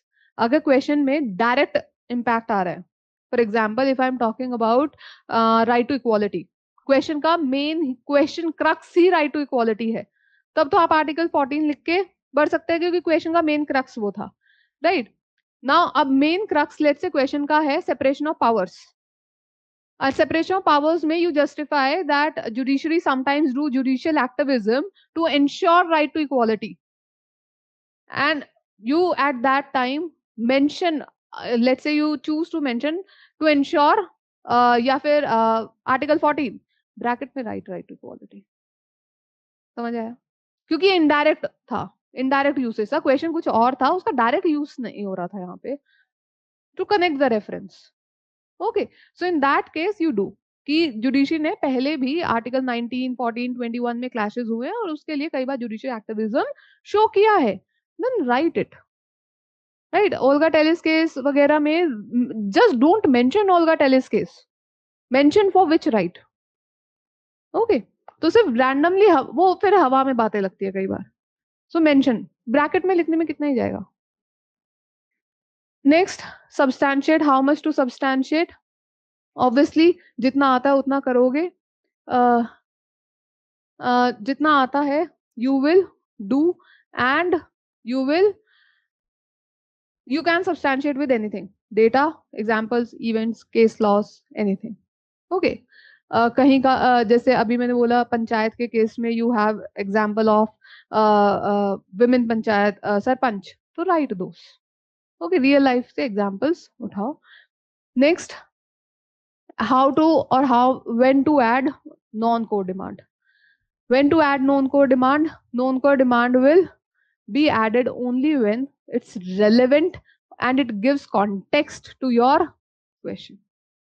Okay, it gives context to your flow or it maintains flow of your question. For example, let's say I say question, what is cross-border insolvency and how UN Citral law, model law, will help in resolving cross-border insolvency. Okay, so in that case आप एक तो cross border insolvency की बात करो, फिर आप बात करो कि यूएन सिट्राल लॉ कैसे हेल्प करेगा. Now in between these two things, एक तो क्रॉस बॉर्डर इंसॉल्वेंसी समझा रहे हो, फिर आपको बीच में एक ट्रांजिशन के लिए आपको इंडियन लॉ का एक रेफरेंस देना पड़ेगा कि क्यों करना है, क्योंकि डिटेल्स में तो आप बता रहे हो how it will help, means advantages of UN Citral law which will help in resolution of cross border insolvencies or increase your asset recovery. But बीच में ट्रांजिशन देना पड़ेगा कि श्रीनिवास कमेटी ने सजेस्ट किया है टू अडॉप्ट इट, और transition की फिलहाल आईबीसी कोड में गैप है. आईबीसी कोड ने आपको बोला है, उसके सेक्शन 235 में 34 में बोला हुआ है कि you can adopt for any law and that's why we can adopt. या फिर इश्यूज प्रेजेंट, इशू नहीं पूछा कहीं भी क्वेश्चन में. Let's say what is cross border insolvency, how UNCITRAL law will help. बीच में ट्रांजिशन के लिए हाउ यूएन के लिए आपको बीच में बताना पड़ेगा ना इशू क्या है present, and issue is not आज इन द क्वेश्चन, बट आप ट्रांजिशन के लिए बता सकते हो. जस्ट थोड़े से फ्लो में, सिर्फ थोड़े से स्पेस में, या तो एक डायग्राम से, for example you told cross border insolvency, then in small diagram just tell the present issues and then how it will help. क्योंकि बीच में गैप एक आ रहा है, सीधा क्रॉस बॉर्डर से सीधा आ रहा है कि यूएन सिट्राल कैसे हेल्प करेगा, तो उसमें आपको बताना पड़ेगा कि अभी इश्यूज क्या है, and it will give clarity कि you know the issues and you are addressing how this law will address these issues. Okay, हाँ, that's what I said. It will make examiner know that you know the conceptual clarity, that you know the issues and how this law will resolve these issues will help.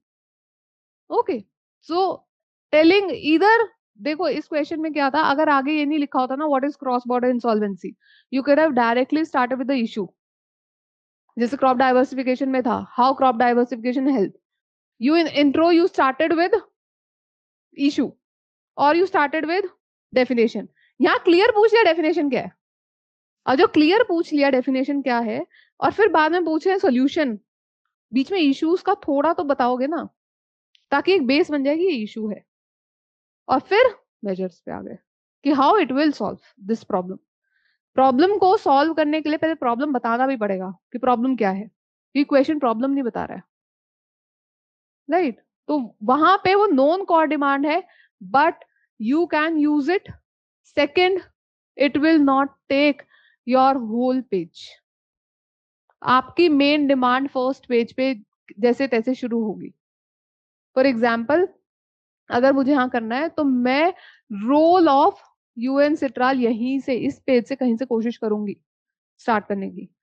I will not wait कि examiner को second page पे जाना पड़े। Reason, जैसे ही उसने first page पे ढूंढा, scan किया, नहीं मिला आंसर, ही विल मूव, नहीं लिखा होगा, छोड़ो आगे, राइट। तो उसको पहले पेज पे दिखा दो कि मेरी मेन डिमांड पे मैं आ गया हूँ, जो आपने पूछा था उस पे मैं आ गया हूँ। वरना ऐसे लगेगा पेज भरने के लिए लिख दिया कुछ भी और नहीं पता, दम नहीं है। Okay, so better if you want to use any nor con demand, give less space, use it as a transition। Done? Any doubt? एकदम ब्लैंक फेस हो गया। नेक्स्ट, सेंटेंस फॉर्मेशन अभी बॉडी पे ही आता है। Online I take doubts, we don't have PDF.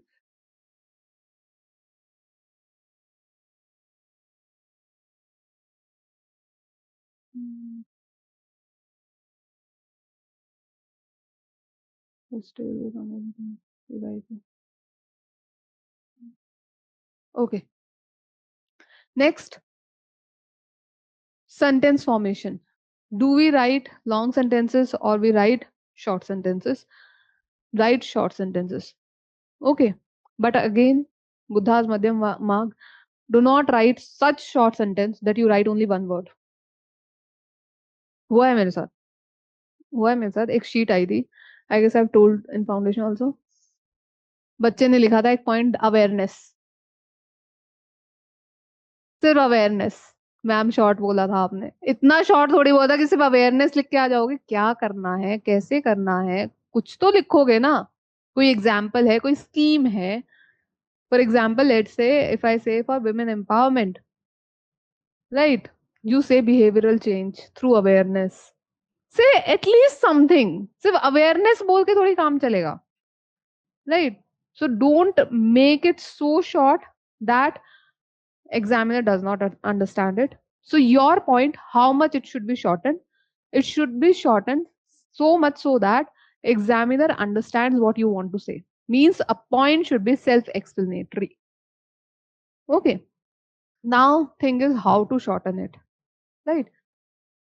You can shorten a point by removing is of preposition conjunction जो होती हैं it, noun, pronoun, ये सारी हटा के जो मेन कीवर्ड्स हैं उनको उठाओ and start forming a phrase with it, right? That's it. Okay, it is used for removing the poverty in Indian population.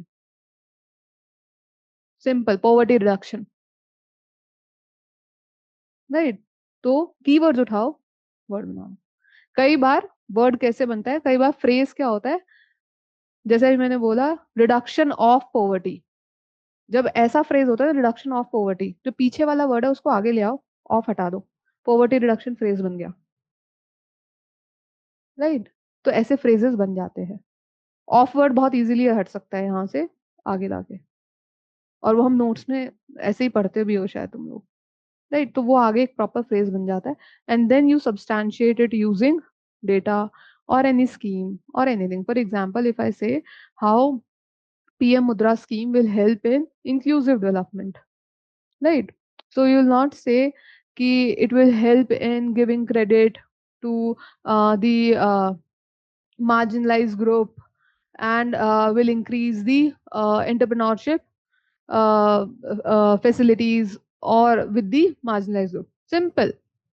क्या लिखोगे? Improve access to credit. यही बोलना चाह रहे थे ना। फिर एग्जाम्पल दे दो, कैसे विमेन में, कैसे मार्जिनलाइज सेक्शन में, कैसे। डन, यही फ्रेजेस हैं। डेटा पॉइंट फ्रेज, खत्म।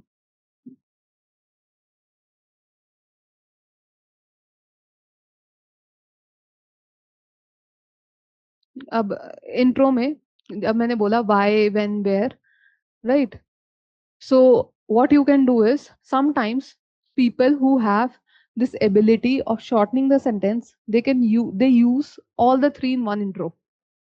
Okay, for example, if you write that green revolution, let's say green revolution was started in 1960s to remove food security, तो ये एक आपने ग्रीन रेवोल्यूशन का ईयर भी बता दिया कब स्टार्ट हुआ, एंड ये भी बता दिया क्यों किया, by bringing high tech technology and high yielding variety of seeds, कैसे किया ये भी बता दिया।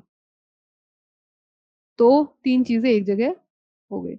don't write it separately. It was bought in 1960s, it was introduced in 1960s, okay, it was bought in these areas।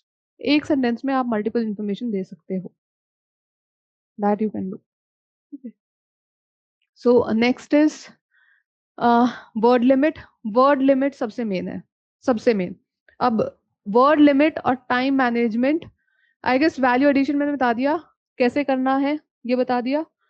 It can be done with anything, how much, जितना आता है उतना तो करोगे, अब जितना आता है उसकी लिमिट बढ़ानी है धीरे धीरे कंटेंट के साथ। Next, what where to bring attention, obviously which you see that your points are very nice here, which is addressing core demand। very nice does not mean, sometimes for you very nice means कि मैंने कुछ newspaper से पढ़ा और डाल दिया। sometimes you feel that I have read this in newspaper and I have written it, but it is not relevant there। it might be very good point but it is not relevant, then it is not a good point। relevance decides whether the point is good or not।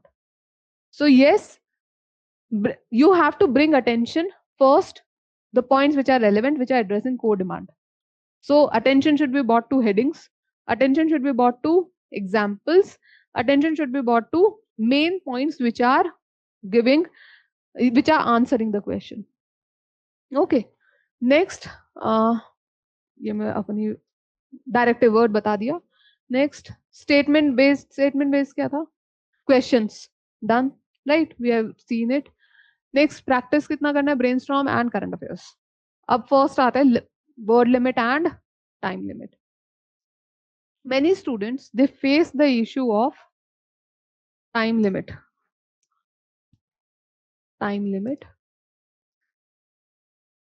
online। I'll take your doubts, एक बार पूरा हो जाए। see most of you are just texting और वो सारा ऊपर चले जा रहा है।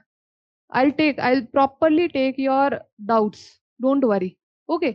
और एक बार सेशन हो जाए, see most of your doubts are something which are repetitive in nature, so better we end the session, we complete it, then if you have doubts you ask। Time limit में, talking about time limit, आपका time जा कहाँ रहा है।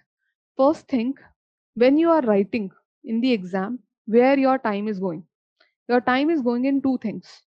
first is thinking and then writing, दो ही जगह जा रहा है। first is thinking and then is writing। thinking about demand, thinking about points, thinking about structuring, तीन चीजों में जा रहा है, राइट। और किस में जा रहा है, अब एक और एक्स्ट्रा चीज है, राइटिंग में कहां जा रहा है, words and diagrams. Means if I reduce time in all these things, my overall time will reduce, right। abhi at present when you are starting your answer writing journey, where you can now think, where you can reduce the time, first you can reduce the time in words। foremost thing, see content, this is all content, this is all content, this is all actual on ground, right। this is what is in your head, this is mental process, this is physical process।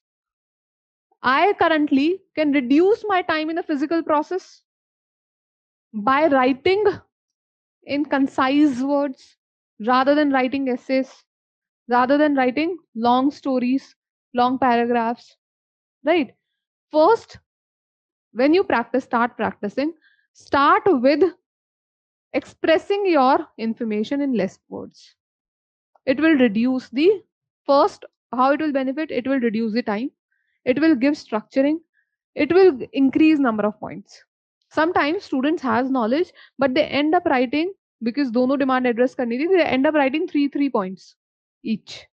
Why? Because हर एक point 3 line का था, or either the point was of 3 to 4 lines, and they write a paragraph, then they write a paragraph, then they write a paragraph, and then suddenly on the second page they realize, okay, second demand bhi hai bhi, and then change the heading despite you know the heading. And why do you do this? Why do you do this? Because you feel that examiner will not understand what you want to say. Sometimes you people tend to write long paragraphs because you people feel examiner will not understand what you want to say. And why do you feel so? Because in your school time, this has been taught to you that write answer as if examiner does not know anything. Right?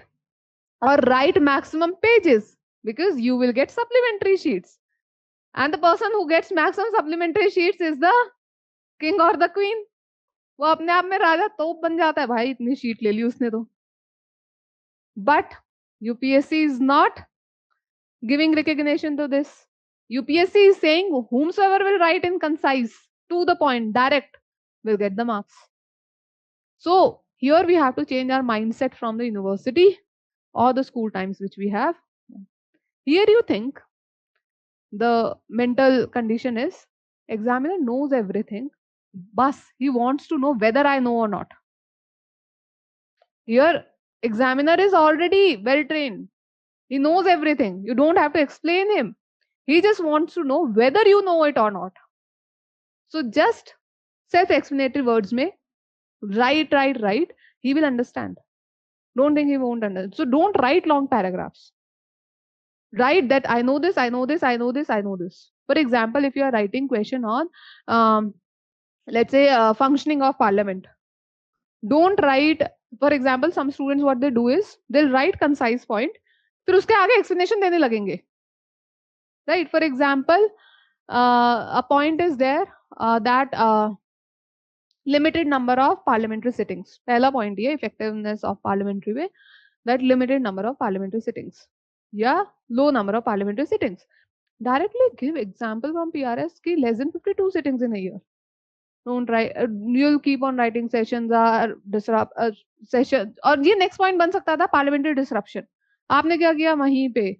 Sessions are not organized by the president or the government and they keep on holding this. Don't write those things.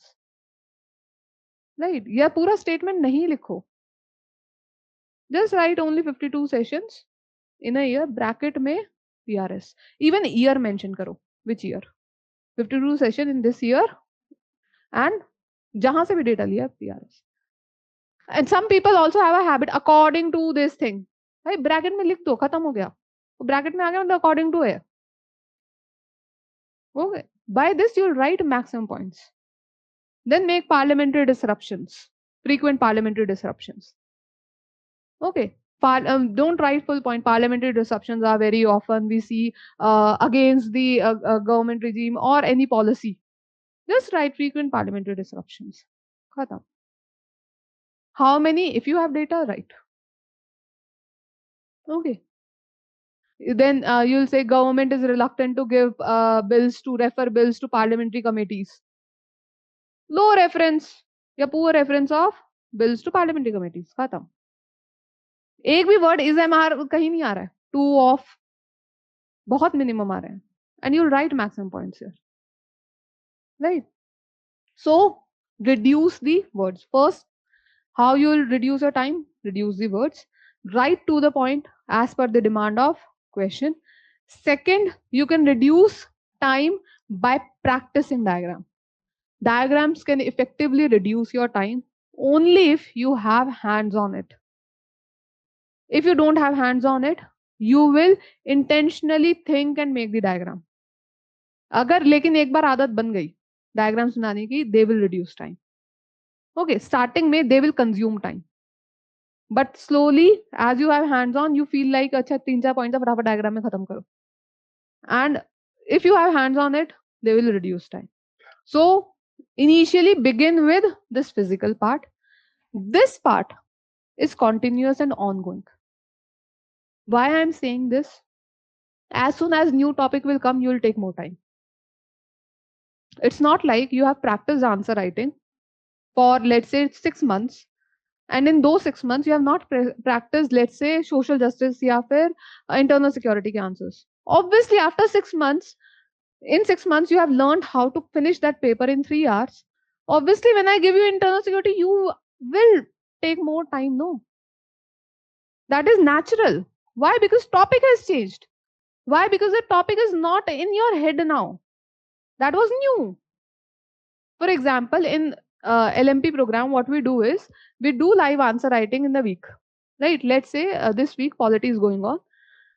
So polity chal raha hai. We do answer writing, and at the weekend we write test proper. So what happens is this reduces the time. Second time, what should be your concern is if I have written answers on one topic, and second time again if it is taking time, that is a matter of concern. And third time also it is taking time, then again it's a matter of concern. But if you're writing first time, it should not be matter of concern. Okay, because you were not ready, you have not practiced. Even after practicing, if you are taking time, that is matter of concern. Means simple solution, more practice. There is nothing complicated here. जो चीज नहीं हो रही करो ना, बस वो ही तो करना है. ये नहीं हो रहा, हाँ प्रैक्टिस करो. ये नहीं याद आ रहा, हाँ याद करो. कॉम्प्लिकेट क्या है इसमें?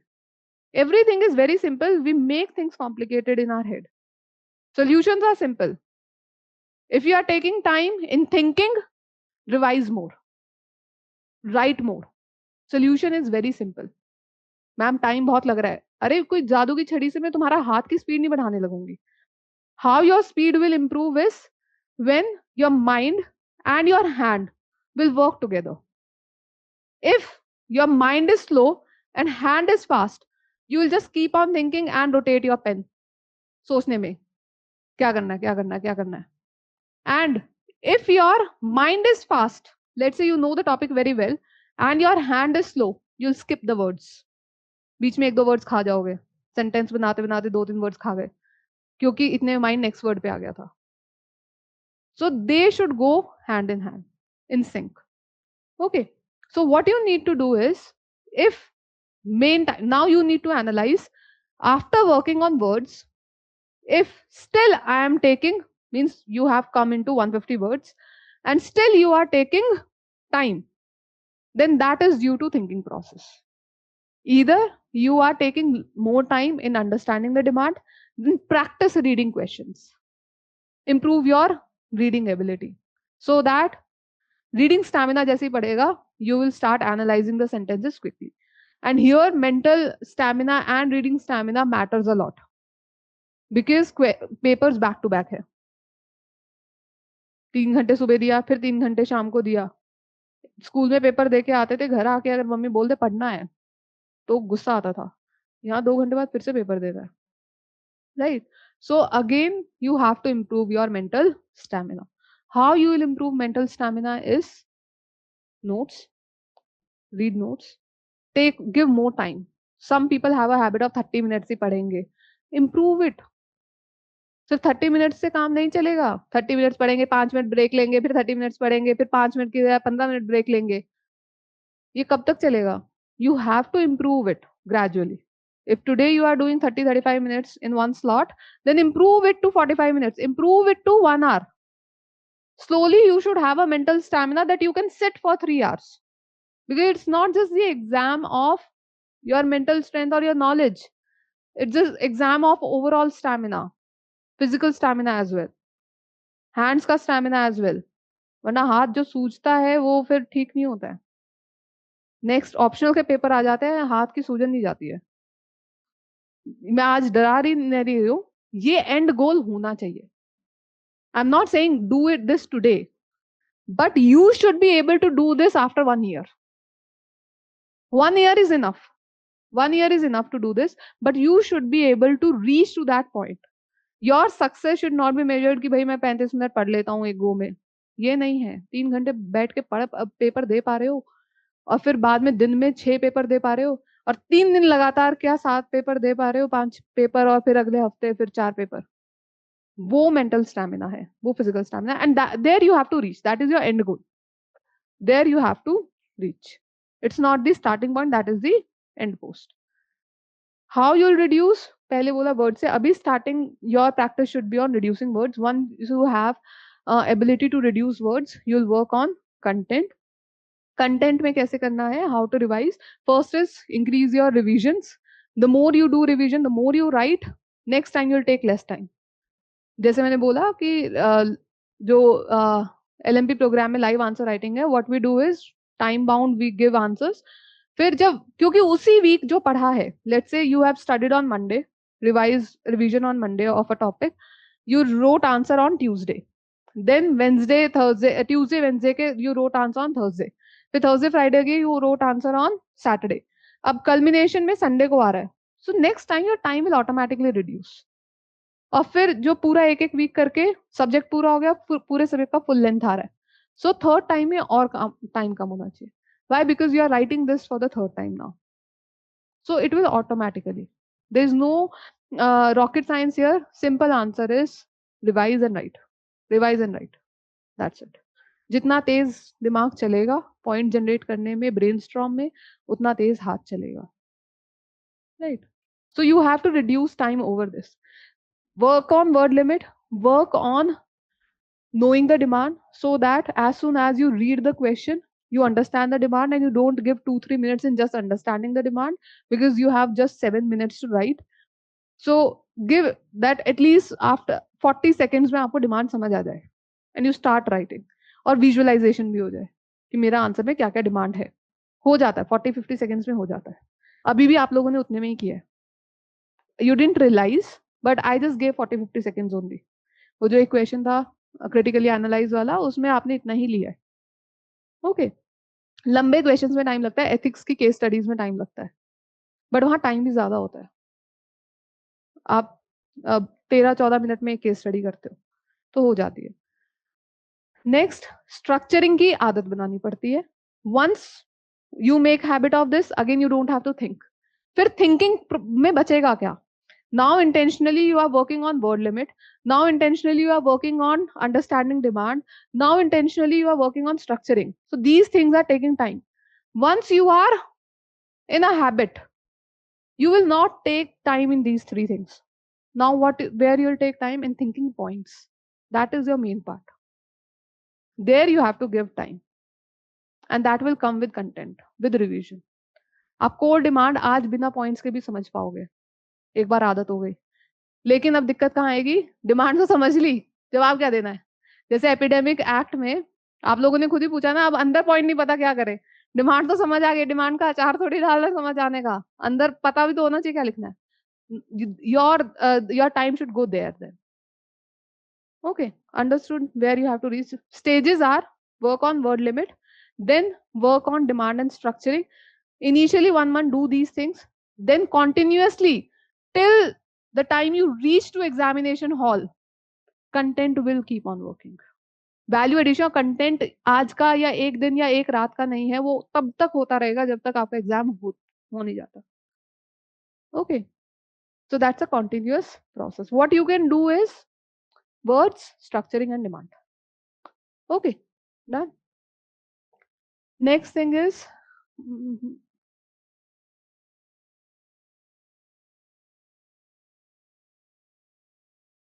ये हो गया time management. Time management I show.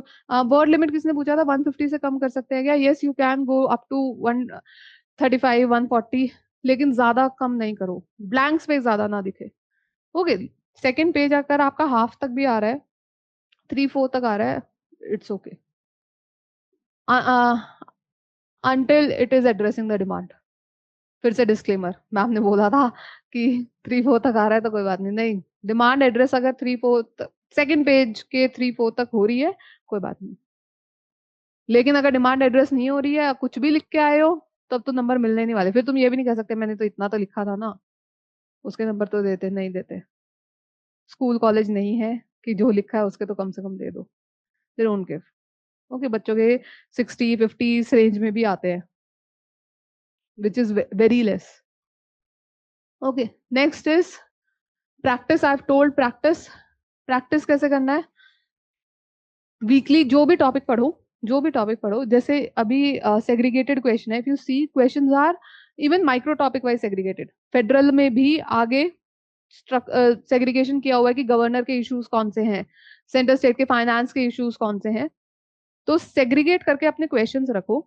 जैसे जो topic whenever you read it, for example you are reading federalism only, federalism में भी you studied financial issues, finance के issues, then solve those questions. Okay, let's say you did executive या फिर federal में centre state relation में you studied administrative relations और legislative relation, तो वैसे ही क्वेश्चन सॉल्व करो। Okay, start with PYQ analysis. Now there are two kinds of people here, might be here. I expect not the second kind. First kind of people who are aware of complete syllabus, who has read at least once or twice the syllabus. These people will understand that which question refers to what. And for them, it's very easy कि आप जब topic पढ़ें, whenever you start studying any topic, first see PYQs and then see your answer. Means what you need to do is, let's say you started federalism today. Okay, federalism में you started legislature division, legislative powers का division कैसे हुआ है। First go through questions and see what all dimension. First then make, कोई भी topic है, make this structure in your mind और paper. Then see which all among these which all dimensions has been asked, because you will understand कौन से dimension पूछी गई है। For example they are asking about federal challenges and resolution, maximum इसी में होगा, right. So other things, क्योंकि अब प्री और मेंस को कैसे इंटीग्रेट करना है वो सवाल भी है। Other things are your pre knowledge here, क्या है, क्योंकि वो तो नहीं पूछेगा, क्यों है पूछेगा मेंस तो, क्या है, कौन से प्रोविजन है, all these will be are pre specific, but these things will help in your value addition substantiation. Your pre knowledge becomes value addition and substantiating point in mains, and your mains knowledge helps in calculative guess in pre. Mains की knowledge से अगर conceptual clarity है, you can do calculative guess in pre statements का, एंड pre की factual knowledge अगर है, that will become your value addition data points here. If you know कि हाँ क्रूड ऑयल कहाँ से आता है, इतना परसेंटेज है, that will help in value addition here. If you know article, कौन से आर्टिकल में क्या लिखा है, so that will become your value addition point here, right. अगर आपको पता आर्टिकल 245 246 क्या बोल रहे हैं, आर्टिकल 249 राज्यसभा को पावर दे रहा है, so you can use that in federalism, that, या फिर you can use them in saying that Rajya Sabha is not merely a chamber, second chamber, right. No, it has power, article 249। Otherwise you would say पूरा explain करोगे, एक अलग से article डाले, examiner खुश, पता है इसको आर्टिकल 249 है, राइट। आपकी प्री की नॉलेज आपको फोर्स करती है that you have to remember कि इलेक्शन कमीशन के कौन से आर्टिकल है, फाइनेंस कमीशन के कौन से आर्टिकल है। बट इफ यू नो कि फाइनेंस कमीशन में जो ग्रांट्स है उसकी पावर कहाँ दी गई है, नेट डिवीजन ऑफ टैक्सेस की पावर कौन से आर्टिकल में है, जीएसटी कौन से आर्टिकल में है, those will help in substantiating and giving weightage to your answer, and those are value editions.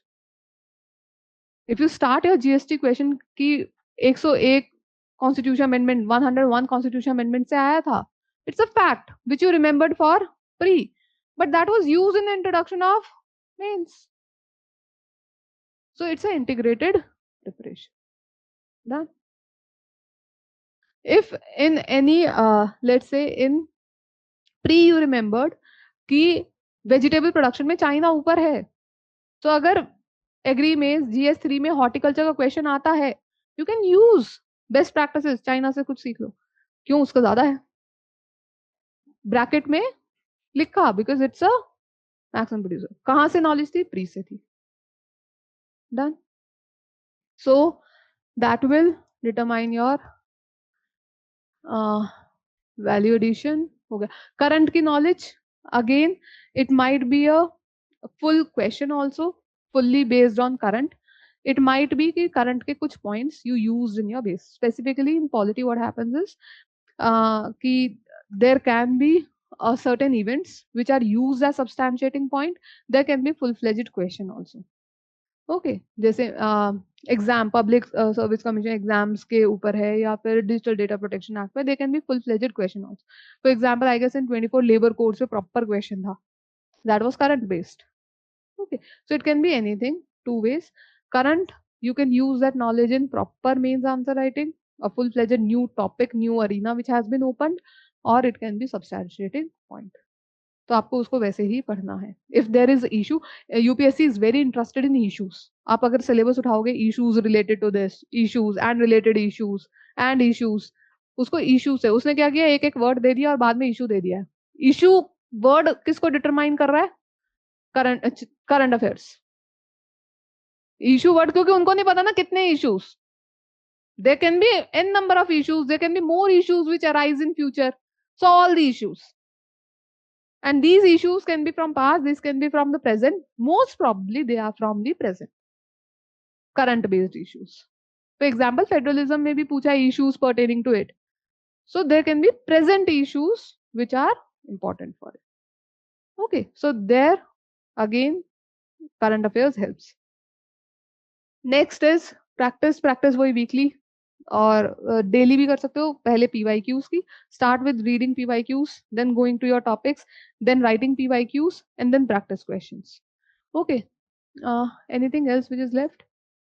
I guess all the questions done. Notes and revision. Notes and revision, if you are doing preparation on your own, mains के लिए notes बनाओ, pre के लिए नहीं. Okay, और mains के लिए notes भी कब बनाओगे? When you have read it multiple times, when you have conceptual clarity of a topic. If you don't have conceptual clarity, don't make the notes. Read it multiple times, have conceptual clarity, and then make notes. Reason being, otherwise you write everything in the notes, which is relevant, irrelevant, anything, and then you'll feel like these notes are not working for me. Better, let's say Laxmikanth आपने पढ़ी, आपने central state relation पढ़ लिया.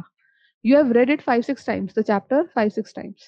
Now most of the things are naturally synced in you. Okay, you don't have to write that in notes. जैसे ABCD बचपन में सीखी थी, अब तक पता है ना. अलग से पहले ABCD तो नहीं लिखते, फिर रिवीजन, पहले ABCD की रिवीजन करेंगे, फिर सेंटेंस बनाएंगे, वर्ड्स बनाएंगे. So when you have basic knowledge, आपने multiple times पढ़ लिया है, then you don't have to write those things which are naturally known to you. For example, if you already know that what are the 4 provisions of state की requirement क्या है, and you understand it, so you don't have to make lots of sentences, you don't even need to add that state के provisions in that notes, क्योंकि वो आपको already चीज पता है. What is constitution? आपने 4-5 बार पढ़ लिया, you will not include it in your notes, right? What is constitutionalism? Yes, question comes and you might think कि मुझे इसकी definition पता होनी चाहिए, I can introduce with it. So एक definition लिख के छोड़ देंगे, वो भी छोटी definition, ताकि हम repeat कर सके. First have conceptual clarity, then make your notes. After conceptual clarity, you will realize that most of the things can be repetitive, they can be used here and there, and data can be used here and there, and then your notes will be easy. Further, अभी जो notes बनेंगे वो detailed बनेंगे. You will keep on filtering it based on how much is already there in your memory, right? For example, India का geographical area कितना percentage में है? जिसको ये याद है, they will not write it in your notes, but I'll use this data in either environment का question, either agriculture का question, either anything. For example, agriculture का मुझे net zone area बताना है. So इंडिया का वर्ल्ड में percentage 2% है, उसमें से भी आधे पे वो एग्रीकल्चर ही कर रहा है. Our net zone area is almost means our agriculture area is almost 50% of the total area, I can easily use this data. मैं तो सिर्फ इंटरप्रिटेशन की थी, मैंने दो डेटा को मिक्स किया और अपने आंसर को और इफेक्टिव बनाया, राइट? या फिर आई विल यूज की वाटर शेयर कितना है पता है किसी को? आई गेस अराउंड 4% और समथिंग, 4% और समथिंग, एंड पॉपुलेशन शेयर कितना है? 18 to 20%।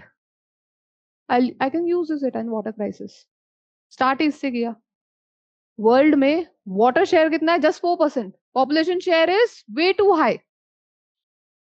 18 to 20%, which increase naturally shows. Exam को पता है कि इसको पता है कि डिमांड बहुत ज्यादा है, वाटर कंपैरेटिवली कम है। वाटर शेयर, वाटर वर्ल्ड के शेयर में अगर देखा जाए, इसलिए use this data. Imagine data, data को इमेजिन करना सीखो। कैसे इमेजिन करोगे? कि जैसे अभी परसेंटेज का आया, you don't have to cram. 7 billion की पॉपुलेशन है, ऑलमोस्ट 1.5 बिलियन हमारी है, तो इसी परसेंटेज में आएगी ना। तो इमेजिन डेटा हमेशा। इतना कम पानी है, 4%। अब याद भी रहेगा।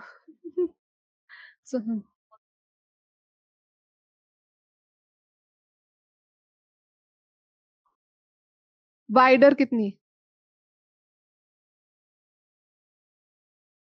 You can also write less than 20% or more than 20%.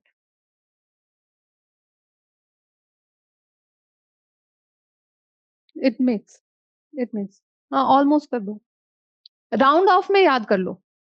Imagine data, for example you say your forex reserves are around 700। अभी ये रेंज बदलती रहती है, कभी 700 के ऊपर भी जा रहा है, कभी 600 के पास भी आ रहा है, राइट? अभी फिलहाल कम में जा रहा है बिकॉज ऑफ इन्फ्लेशन, हाँ, राइट। एंड देन सी कि हमारा एक्सटर्नल डेट कितना है। Compare these datas, you will find interesting things. हमारा एक्सटर्नल डेट भी इसी के अराउंड है। सो जस्ट थिंक कि हमारे जितने रिजर्व्स है, अगर हमसे आज कोई एक्सटर्नल डेट मांगने आ जाए, ये ले। राइट कि हम ऑलमोस्ट है, इतना रिजर्व रखा है कि एक्सटर्नल डेट अचानक कोई आज मांगने आ जाए तो कर लेंगे कुछ मैनेज, राइट? जीडीपी के कितने कंपैरिजन में है। Imagine data, you play with data, you will remember it.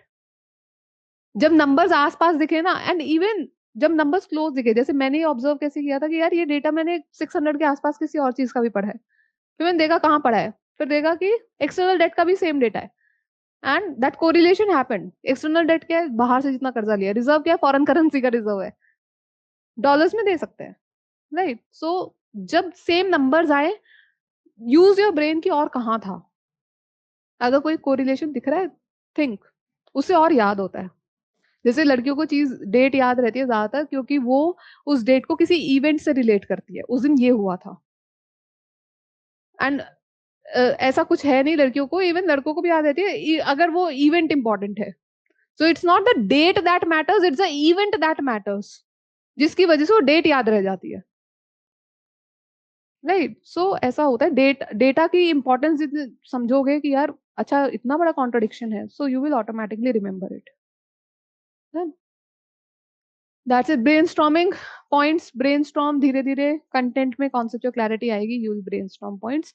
Brainstorm के अदर अलग अलग तरीके भी होते हैं ब्रेनस्टॉर्म करने के। फॉर एग्जांपल इकोनॉमी में you can brainstorm using demand and supply या supply chain method. Okay, you can easily do that. अगर कोई प्रोसेस है, अगर कोई प्रोसेस है, let's say something, some process issue is there, so you have to write challenges. Okay, challenges कहाँ आएंगे? उसको एग्जीक्यूट करने में, उसकी सप्लाई चेन में आएंगे। जैसे मैंने ये बोलना है कि I want to execute this, it's not happening, right? And I want to show what are the challenges. So can I go at each step and think what are the challenges? For example if I have to show, local bodies में लेते हैं challenges, so can I go from election process till the execution of any project, ये local bodies का execution project काम है, and count each of the challenge. So in challenges, and same way in way forward, if you have facing certain challenges, at each step resolve those challenges. That is a way forward.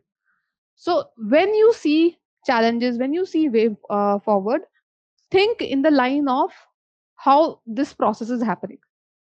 Okay, what are the steps in this process? And at each step, if you have an issue, write those issues.